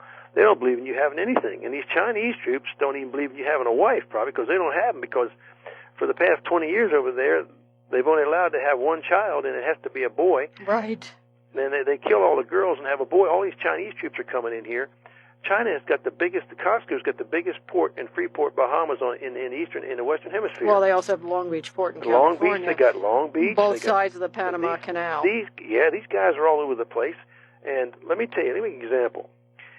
I had a friend of mine who had a dream, a vivid dream about a helicopter disgorging some black little uniformed guys. And sure enough, about a year later, a Mennonite was talking to me. I briefed the Mennonite church over here, and he said, I was coming up 29, and he said, there was this chopper taking off, and he said, I pulled into the gas station, and the guy said, did you see that chopper? I said, what do you mean? Did you see what happened? I said, no, I didn't see what happened. What happened? Man, that thing landed over there, and a bunch of guys jumped out of it with guns. And he said, they stayed there about 15 minutes, and then all of a sudden a whistle blew, they jumped back in a chopper and took off. I said, you said, what? I said, a whistle blew? He says, yeah.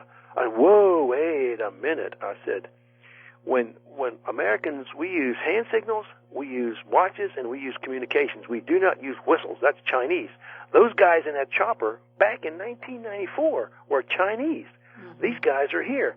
They're here in our country, and they're here now. And another thing, you think about it, folks.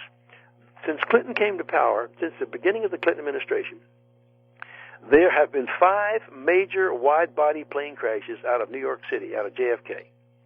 Now, if that was replicated at every major airport in the world, 5 wide-body crashes, people wouldn't be flying anymore. Well, and I can't imagine the individuals, and you've heard them too, who were saying, I'm so glad to find out it was the center fuel tank. Well, my goodness. Let me tell you, if it was the center fuel tank, that'd be the last time I ever got on one of those. That's right, because JP4 jet fuel fumes will not explode. That's a law of physics. Law of physics. And people want to believe that again because it anything else upsets the order of their day, and they have to become involved. The aircraft was cut in half by a continuous rod warhead missile. I contend it was fired from a helicopter. Some guys say it was fired from a ship, but the helicopters that are operating in country right now, and the chemtrail planes, we can talk about them too. These planes are operating with spoofer transponders on them. They cannot be seen on civil radar.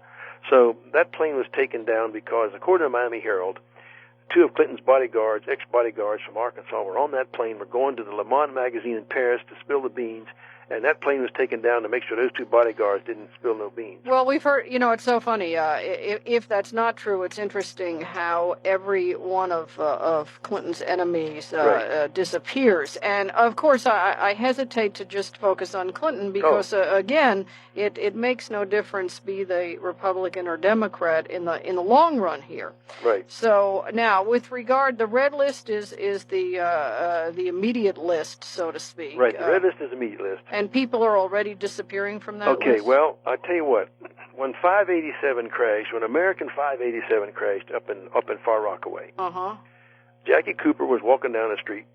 She was interviewed by Charlie Dugan. She and her husband walking down the street, and they looked up and they saw a helicopter shoot and cut the tail off of that airplane. Ooh. And I happen to know that the tail came down a half a mile from the plane.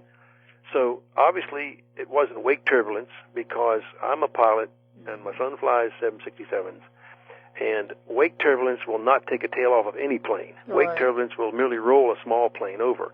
But a big plane, if wake turbulence would take the tail off a plane, the U.S. air fleet would have been decimated years ago. Well, right. It's like when the first 727s came out with that defect that happened, but they corrected after a few quick crashes. And well, anyhow, they usually solve these problems. Well, what happened? There was a man who works up there, an aeronaut mechanic. It lives just from off the airport there, and he was talking to a lady. He said, the guy next door found some stuff in his backyard, and he called the cops, and his white van showed up, and he got hauled off in handcuffs, and his wife and his computer taken out, and the next thing you know, the house was sold, and he didn't show up anymore. And nobody knows what happened, and the lady's scared to death, won't talk to nobody now. Well, what happened was, from professional deduction, I don't know who was on 587, American 587. We haven't figured out who was on that plane. But the minigun that shot that plane down, that 20 millimeter that took the tail off, when that chopper let go of that 6,000 rounds a minute, it's kind of burp, burp like that. It's a burp.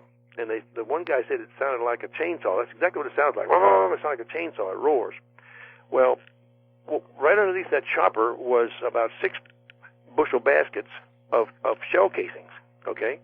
And that's what this guy found in his backyard, evidently, and he photographed it and called the cops. Well, the wrong cops came. New York City has foreign cops, and I've run in with them up there. The Nassau County Police, they know they're operating. I've had a run-in with them, and I had a very close call at a motel in East Brunswick, New Jersey one time with them. They're up there, and they're operating, and I can prove through circumstantial evidence, and I saw this car, and I know what happened based on what the cop told me, that they were looking for me and my buddy up there.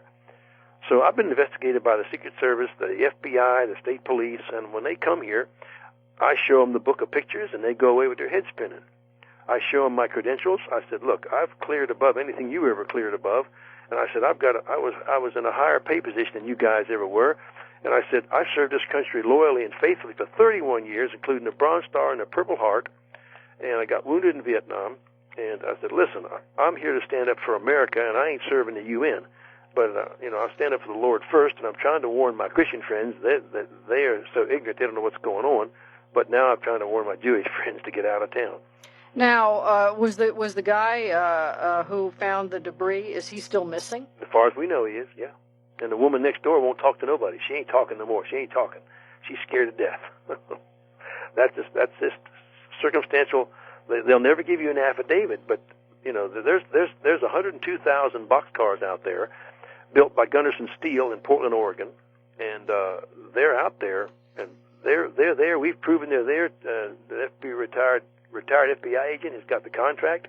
There was 102,800 of them made. They got shackles and chains inside of them. People have seen them, reported them, and the only problem is most people don't carry a camera.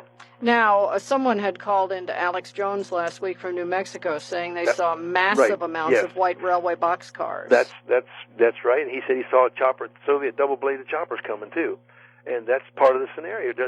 First, you have to ask, does it fit the scenario? Where are they going? Where right now? Well, they're putting them. They've got these things stashed away different places on sightings. And I can tell you this much: I've got a friend of mine who was an activist, and he found out there's a couple of chain companies in the U.S., and so he got the name of the chain company, and he called up to Gunners and Steel and said who he was calling from, and I want to talk to the job shop foreman, and he got a hold of the job shop foreman. He said, hey, how's my chain doing, man, on that contract you got? Oh, it's doing fine. He said, that's the one with the federal contract with the shackles and the chains, right?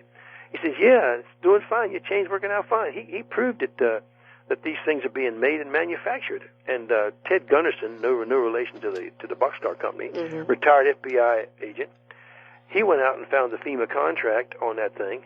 And just the other day, I heard they stole his van. He had a nice van he had, and they personally stole it and took it away from him. So needless to say, these boxcars tie into these lists we're talking about. Sure. I mean, I have pretty much evidence that they're using them already.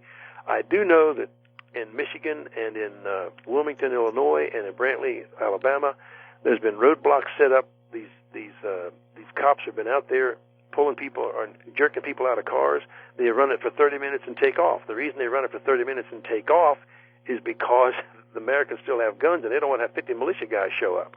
Now, with that in mind, when they do something like that, they're not for 30 minutes just stopping the random motorists. They must know that somebody on one of these lists is going to be in the vicinity. They could be, but they also just remember the list we found had Social Security numbers. These guys have got Palm Pilots in their hands, and they're tied to a real-time database. Mm-hmm. And they're going to get your Social Security number, and if you give me a Social Security number and you show up on that list red or blue, you're gone. And there's nothing that the local sheriff can do. There's nothing the police can do. These guys have federal ID cards, and they have the latest one I saw was a DHS, Department of Homeland Security.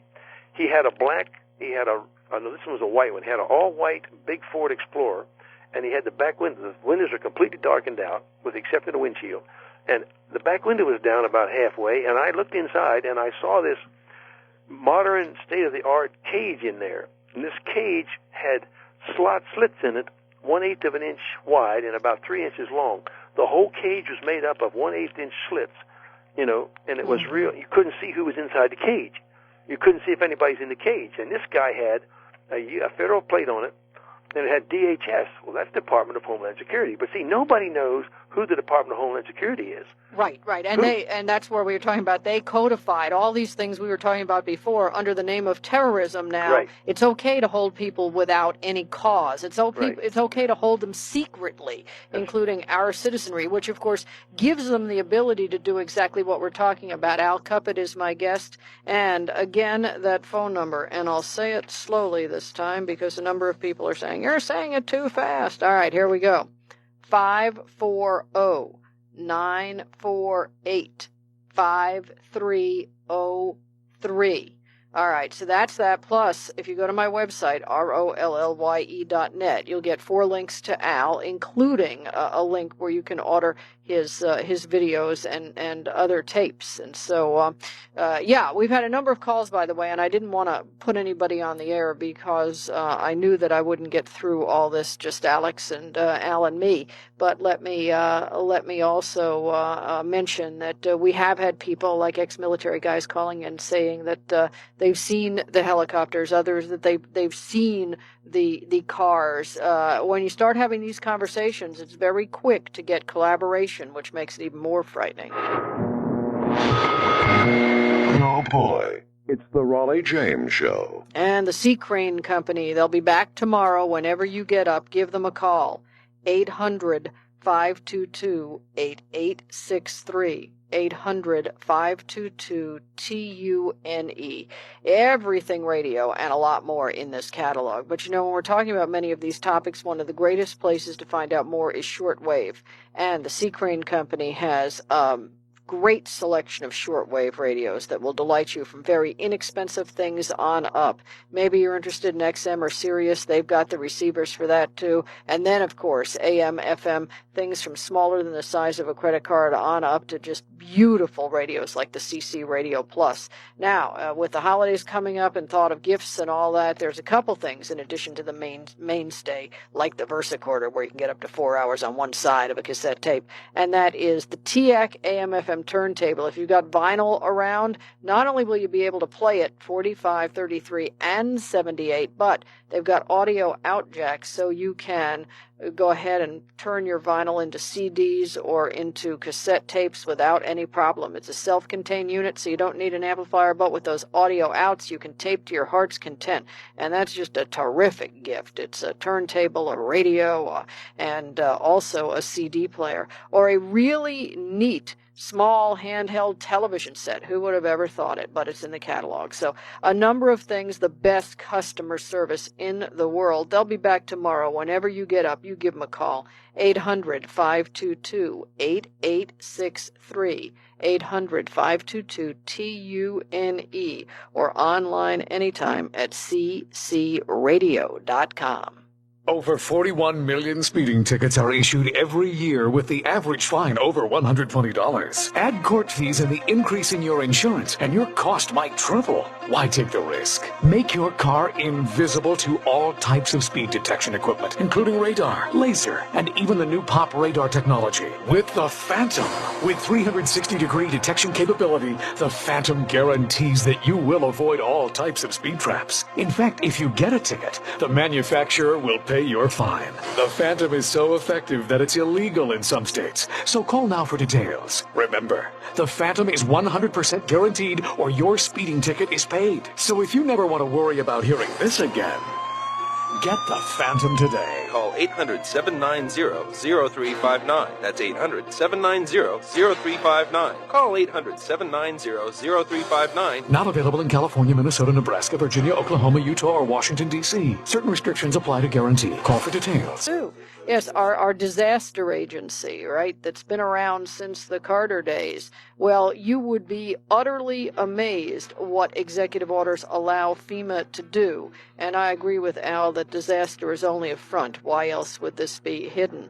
So when we're talking about 7277, which was written in 61, coming to pass now, we're watching it in front of our eyes. Freedom from war. Very few people read it in 61. That was a good time, 61. Nobody was thinking that the U.S. military would be completely dismantled, citizens would be disarmed, weapons must be surrendered, and we would have an armed internal police subservient to the UN. But what are you hearing now with this election?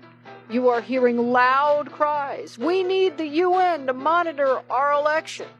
And these are citizens talking. All right, we'll continue this on the Raleigh James Show.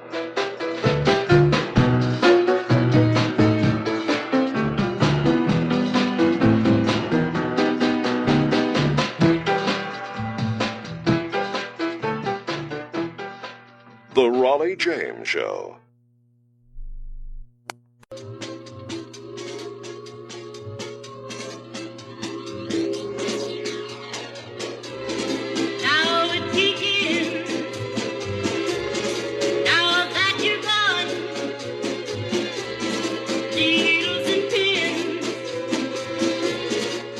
After living in 36 cities, she's finally run out of them.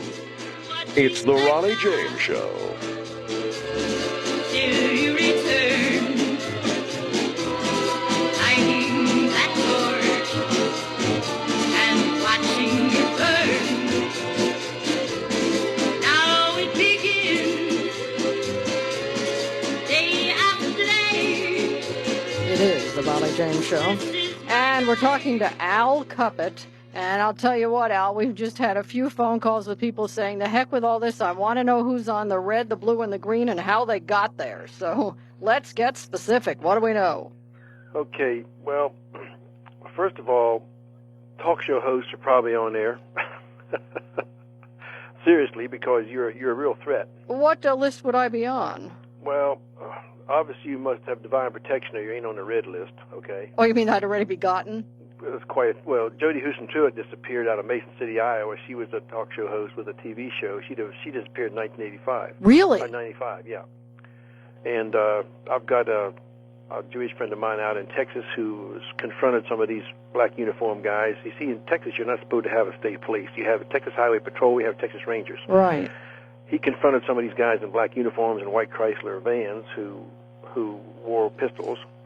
And I can't contact him anymore. I don't know what happened to him. I can't confirm it. He's gone, but I sure can't find him. Okay. Well, I'm one of the few people who sued and won. I sued the LBJ family in open court in Travis County, Austin, Texas, and won. And I'm still here to talk about it. Well, I happen to have divine protection, and I know some folks also have. I divine must. Protection. Yeah.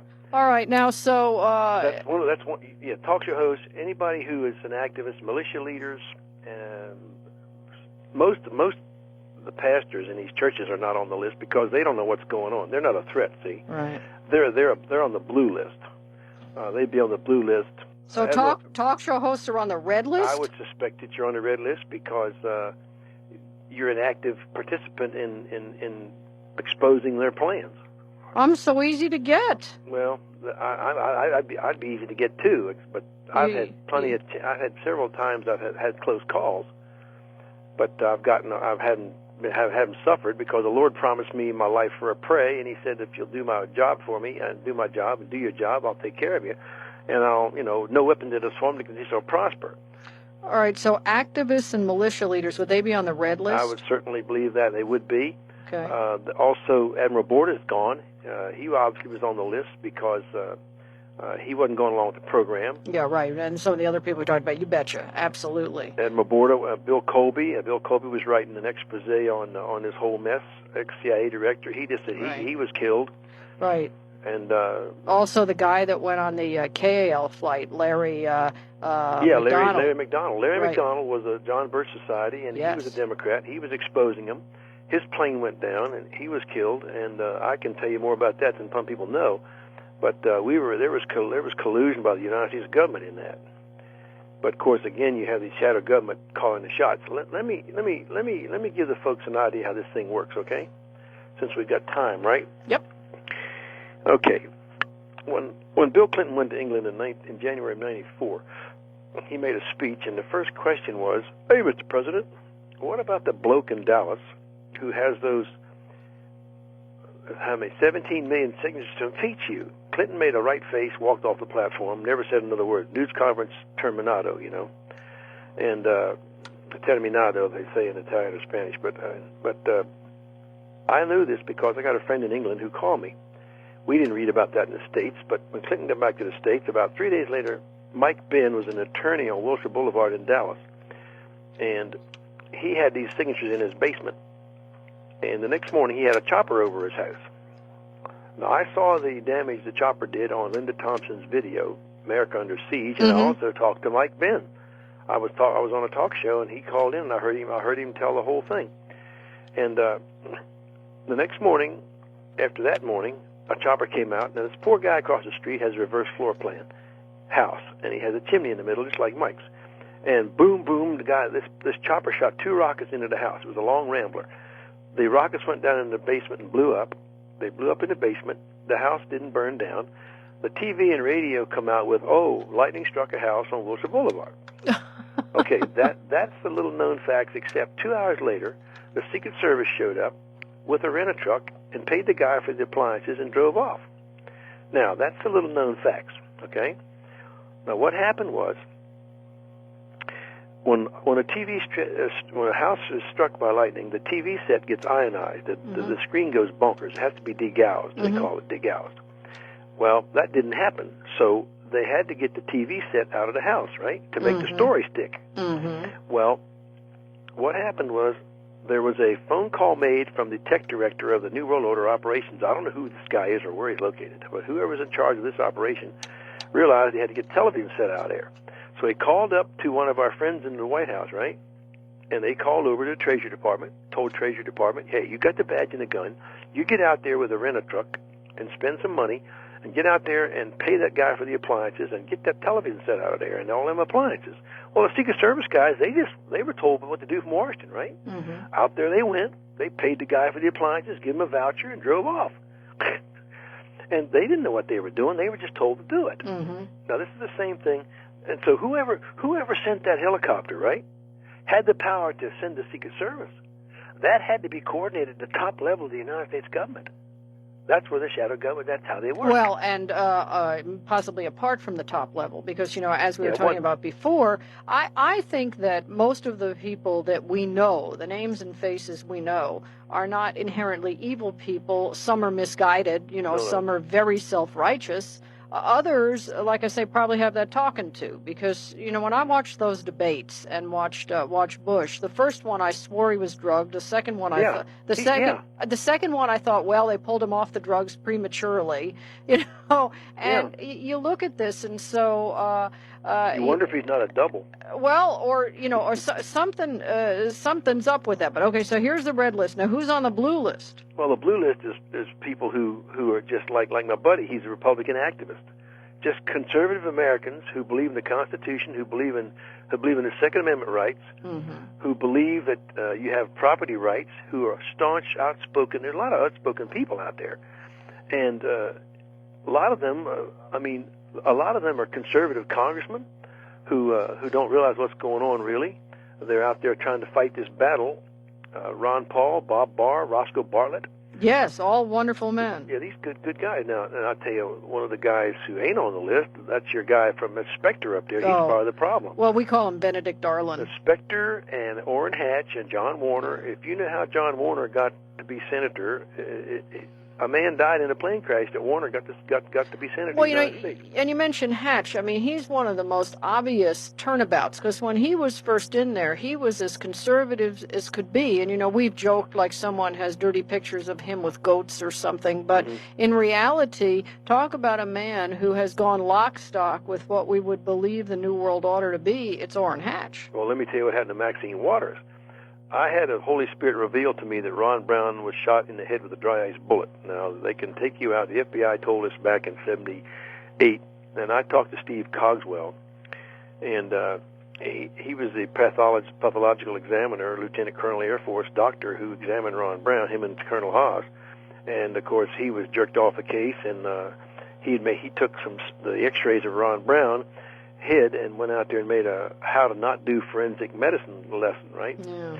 And so he was told to back off, and Haas was told to back off.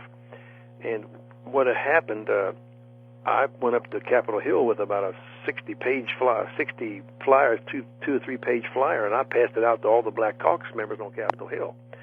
And that Maxine Waters called me on the phone, and she talked to me for an hour and 15 minutes.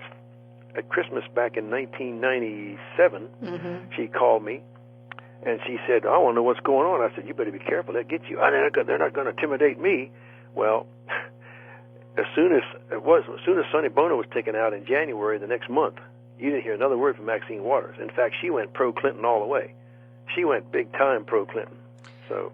Okay, so we've got the activists and the politicians and right. the names we know. How about the green list? Well, the green list, I haven't confirmed it. The Germans had a green list. We've never confirmed that we got a green list here. Okay. But I know that there were red route markers, blue route markers. There was a red-blue zone sign out in Beech Grove, Indianapolis. Mm-hmm. I've had truckers report them in Pittsburgh. I've seen them in Virginia. But of course, these guys now know where they've been here long enough now to know where they are. They don't need markers. They don't need markers anymore. They had planned to do this up front, before 2000 got here.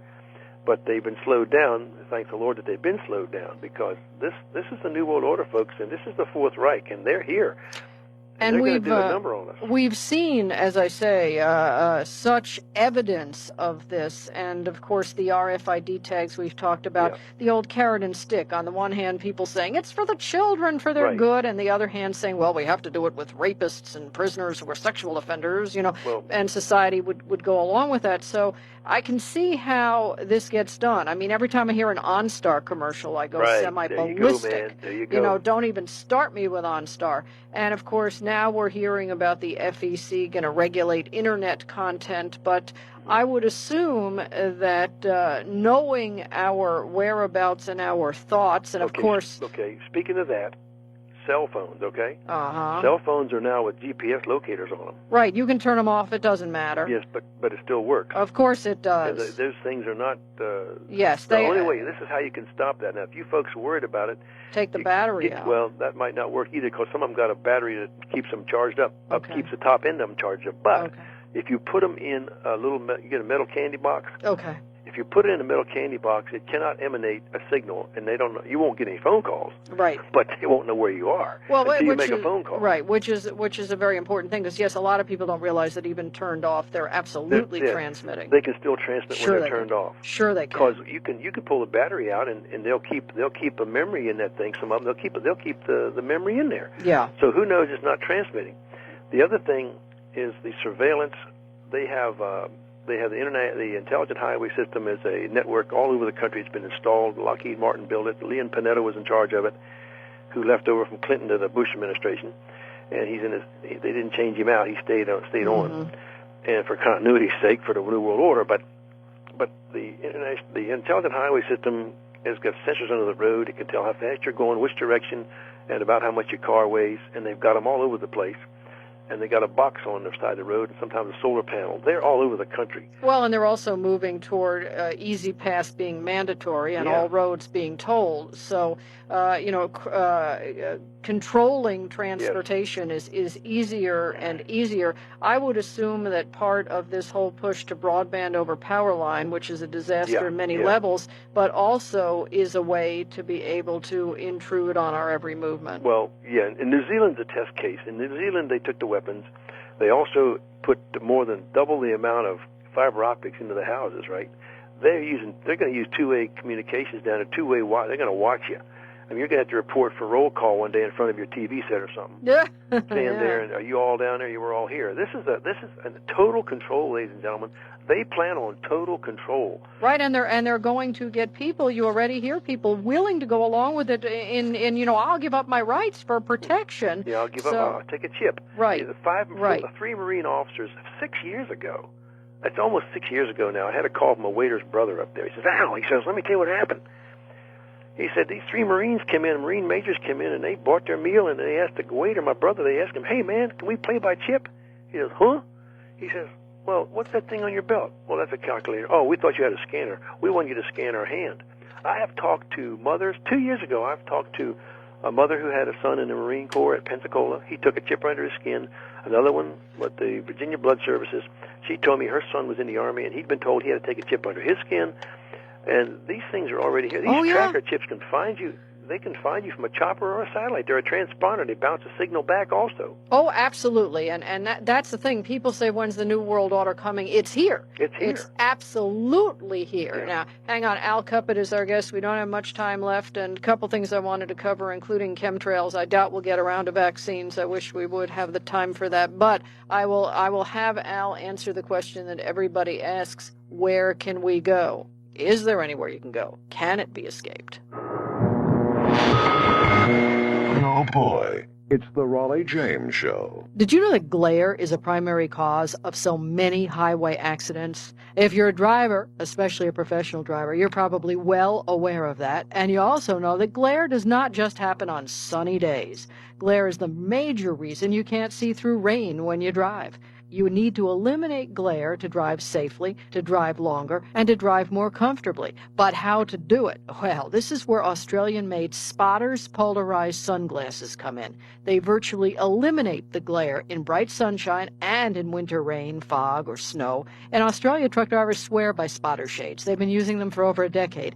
Now they're available in the USA, and drivers are already just stunned by how great they are. Spotters sunglasses help you see the road much better, period. Spotter sunglasses are must-have safety equipment for driving. And with over 30 frame styles and 10 different polarized lenses to choose from, there's a fashionable pair of spotters for your lifestyle off the road as well. I recommend strongly the Penetrator lens. It is amazing. It will cut all the glare, but it doesn't eliminate any of the light. So you see everything you need to see, you just don't see the glare or the haze. And you look through it in a pleasing, comfortable color as well. What you need to do is find out about all of them. Call for a free catalog, 866-NOGLARE, 866-NO-GLARE. They're absolutely amazing. Spotters were originally developed for anglers. When the drivers found them, there's just been no looking back. Now, you need to look forward. You got to see it for yourself. Get a brochure and start to do that. They'll tell you where they're available to. Call 866-NOGLARE, 866-NO-GLARE.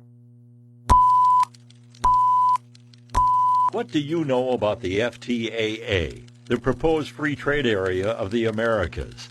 Proponents tell us that the FTAA is merely about lowering trade barriers.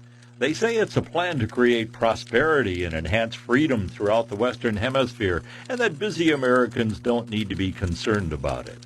But they aren't telling us about the massive loans, bribes, and transfers of authority. They aren't telling us that their goal is to eliminate our independence by creating a new regional government. They aren't telling us that the FTAA is really part of a huge power grab. The proponents simply aren't proclaiming their true intentions. But you can learn what they are. Visit stoptheftaa.org. Then tell Congress to reject any plan for the free trade area of the Americas. That's stoptheftaa.org. And Al Cuppett has been joining us all night, and you can find out more if you want to get the audio or the video from 540-948-5303, or go online to Raleigh.net and you'll find all sorts of links to Al. All right, in the waning moments, let me address chemtrails, because clearly there's something up with that. What do you know? Well, one, they're either trying to modify the weather, or two, they are desensitizing us, and you're seeing the stuff go through the sky. Mm-hmm. And one day you go out there. I mean, I go out there, I see it. They don't, I used to wear a mask all the time. Mm-hmm. Now, one day they're going to put something real in it. Well, and is it possible that there's already something real, there's something already in it? But it takes a second experience for a lock? Yeah, there's all kinds of stuff out there. There's mycoplasmas. There's spray. You can go on the website Clifford Carnicom, and under chemtrails, if you Google for chemtrails, and there's 10,000 pages, and I wrote a letter to the commander of the Air Combat Command, who's now the Chief of Staff of the Air Force. I told him he better something about it, and I sent it to about 15 generals and 15 congressmen, and it's in the book America Sold Out, and I let letters in there, and they have got angel hair coming down. They've got mycoplasmas. Mm-hmm. They got fungus spores they're spraying. They've got ethylene dibromide, and they've got alkaline dust, which makes you lethargic. They're also doing on a tactical basis, doing chopper stuff. I've caught them doing it with choppers too, flying low. Mm-hmm. And it's to debilitate the people, to do them in, and it also could be they could be putting a binary agent in the air. Sure. Which you have one gets into your system, and then if you drink certain water, you get the second agent. Right, the lock. You're debilitated. That was my thought, that it was probably binary. Now, several people saying, all right, will leaving the country do any good, and if so, where can we go? Well, the issue is the Jewish folks can go to Israel. Okay, but for the rest of us, Gentiles, I would say get you a King James Bible and start praying, because this thing's a globalist thing. It's coming. There's going to be no escape from it except those. I'm a born-again Christian, and I've been saved for 35 and a half years, and I'm not the least bit afraid of them, but I'm doing what the Lord told me to do.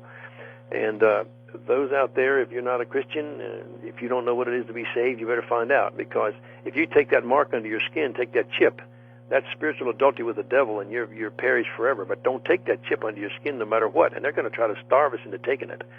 They're going to try to cut the food supply off and make you take that chip. When do you think that'll really become reality, unavoidable reality in their minds? Well, I think we've had 5 years of grace since 2000. The 1999, we've had exactly 5 years, and we've had a couple incidents, but we've had almost 5 full years, which in the Bible is grace and goodness. We've had 5 full years of extended time, and I think it's going to crash next year. If it don't crash this fall, it's going to crash shortly thereafter. But I just know that they are planning to pull this thing off, And what we've done, Raleigh, is they have X amount of people to do X amount of a job and X amount of assets. And if we can uncover their stuff, they have to go into damage control mode. They have to, when we turn the rock over, they have to go back and change the issue which you spotted. Right. They have to go back and go into damage control. That takes staff members. That takes money, and that takes time. So the more I can't prevent it, but I can delay it. And by delaying it, I can maybe get my Jewish friends to escape, and my Christian friends get smart. Now, as far as, though, other than the Jewish people, is there some place that is likely to stave this off longer? Like some people say, well, if I go to Costa Rica or if I go to Ireland or Belize or whatever. Well, whatever you do, I got a friend that went to Costa Rica and he got close to a volcano. And the Lord said, move out of here. So he moved. But you don't want to get close to any volcanoes. You don't want to be east, west. You don't want to be on the east side of any volcanoes, okay, or on the east side of any cities, because nuclear fallout goes from west to east because of prevailing winds. Mm-hmm. So you always be west of a city, and or right. That's the issue. And this is a global thing, and there's nothing we're going to do to stop it. They are here, and they're going to pull it off. For those who trust in the Lord, He's going to be some places be delivered. I personally have pretty much sure I know the percentages that are going to die, but I won't go into that. Well, and for some people, death will be a release from the scenario that we're describing here. Again, the idea of concentration camps being ready and rail to move them already being in place is beyond what anybody can comprehend. Well, one issue is they got guillotines. We ain't talked about the guillotines, but oh man. That's on the video. But the other issue is, and I probably lost my train of thought, but if they say there's a camp there, some people say, well, I'll go to the camp and I'll tell people about Jesus in the camp. I got news for you. You're not going to be re-educated, and they're going to put you in. They ain't going to let you get to the camp. They're going to cut your head off before you get there. Fascinating stuff, Al. Will you join us again? Absolutely, and I want to thank you for having me on. I really appreciated it, and you've been a great talk show host. Well, wonderful. Now, people can call 540-948-5303. We'll put that on our website and as well. If some folks are desperate, they can write me at 111 Wolftown, Virginia 22748. Send me a self-addressed, self-stamped envelope, and I'll send you a flyer. Okay, well, hang on, and I'm going to have John take that address, and we'll put that on the website, too. Okay. All right, great to talk to you. Thank you. All right, Al Cuppett. Yeah, I told you wouldn't believe it. I know. I told you it'd scare the living daylights out of you. Yeah. And again. Thought about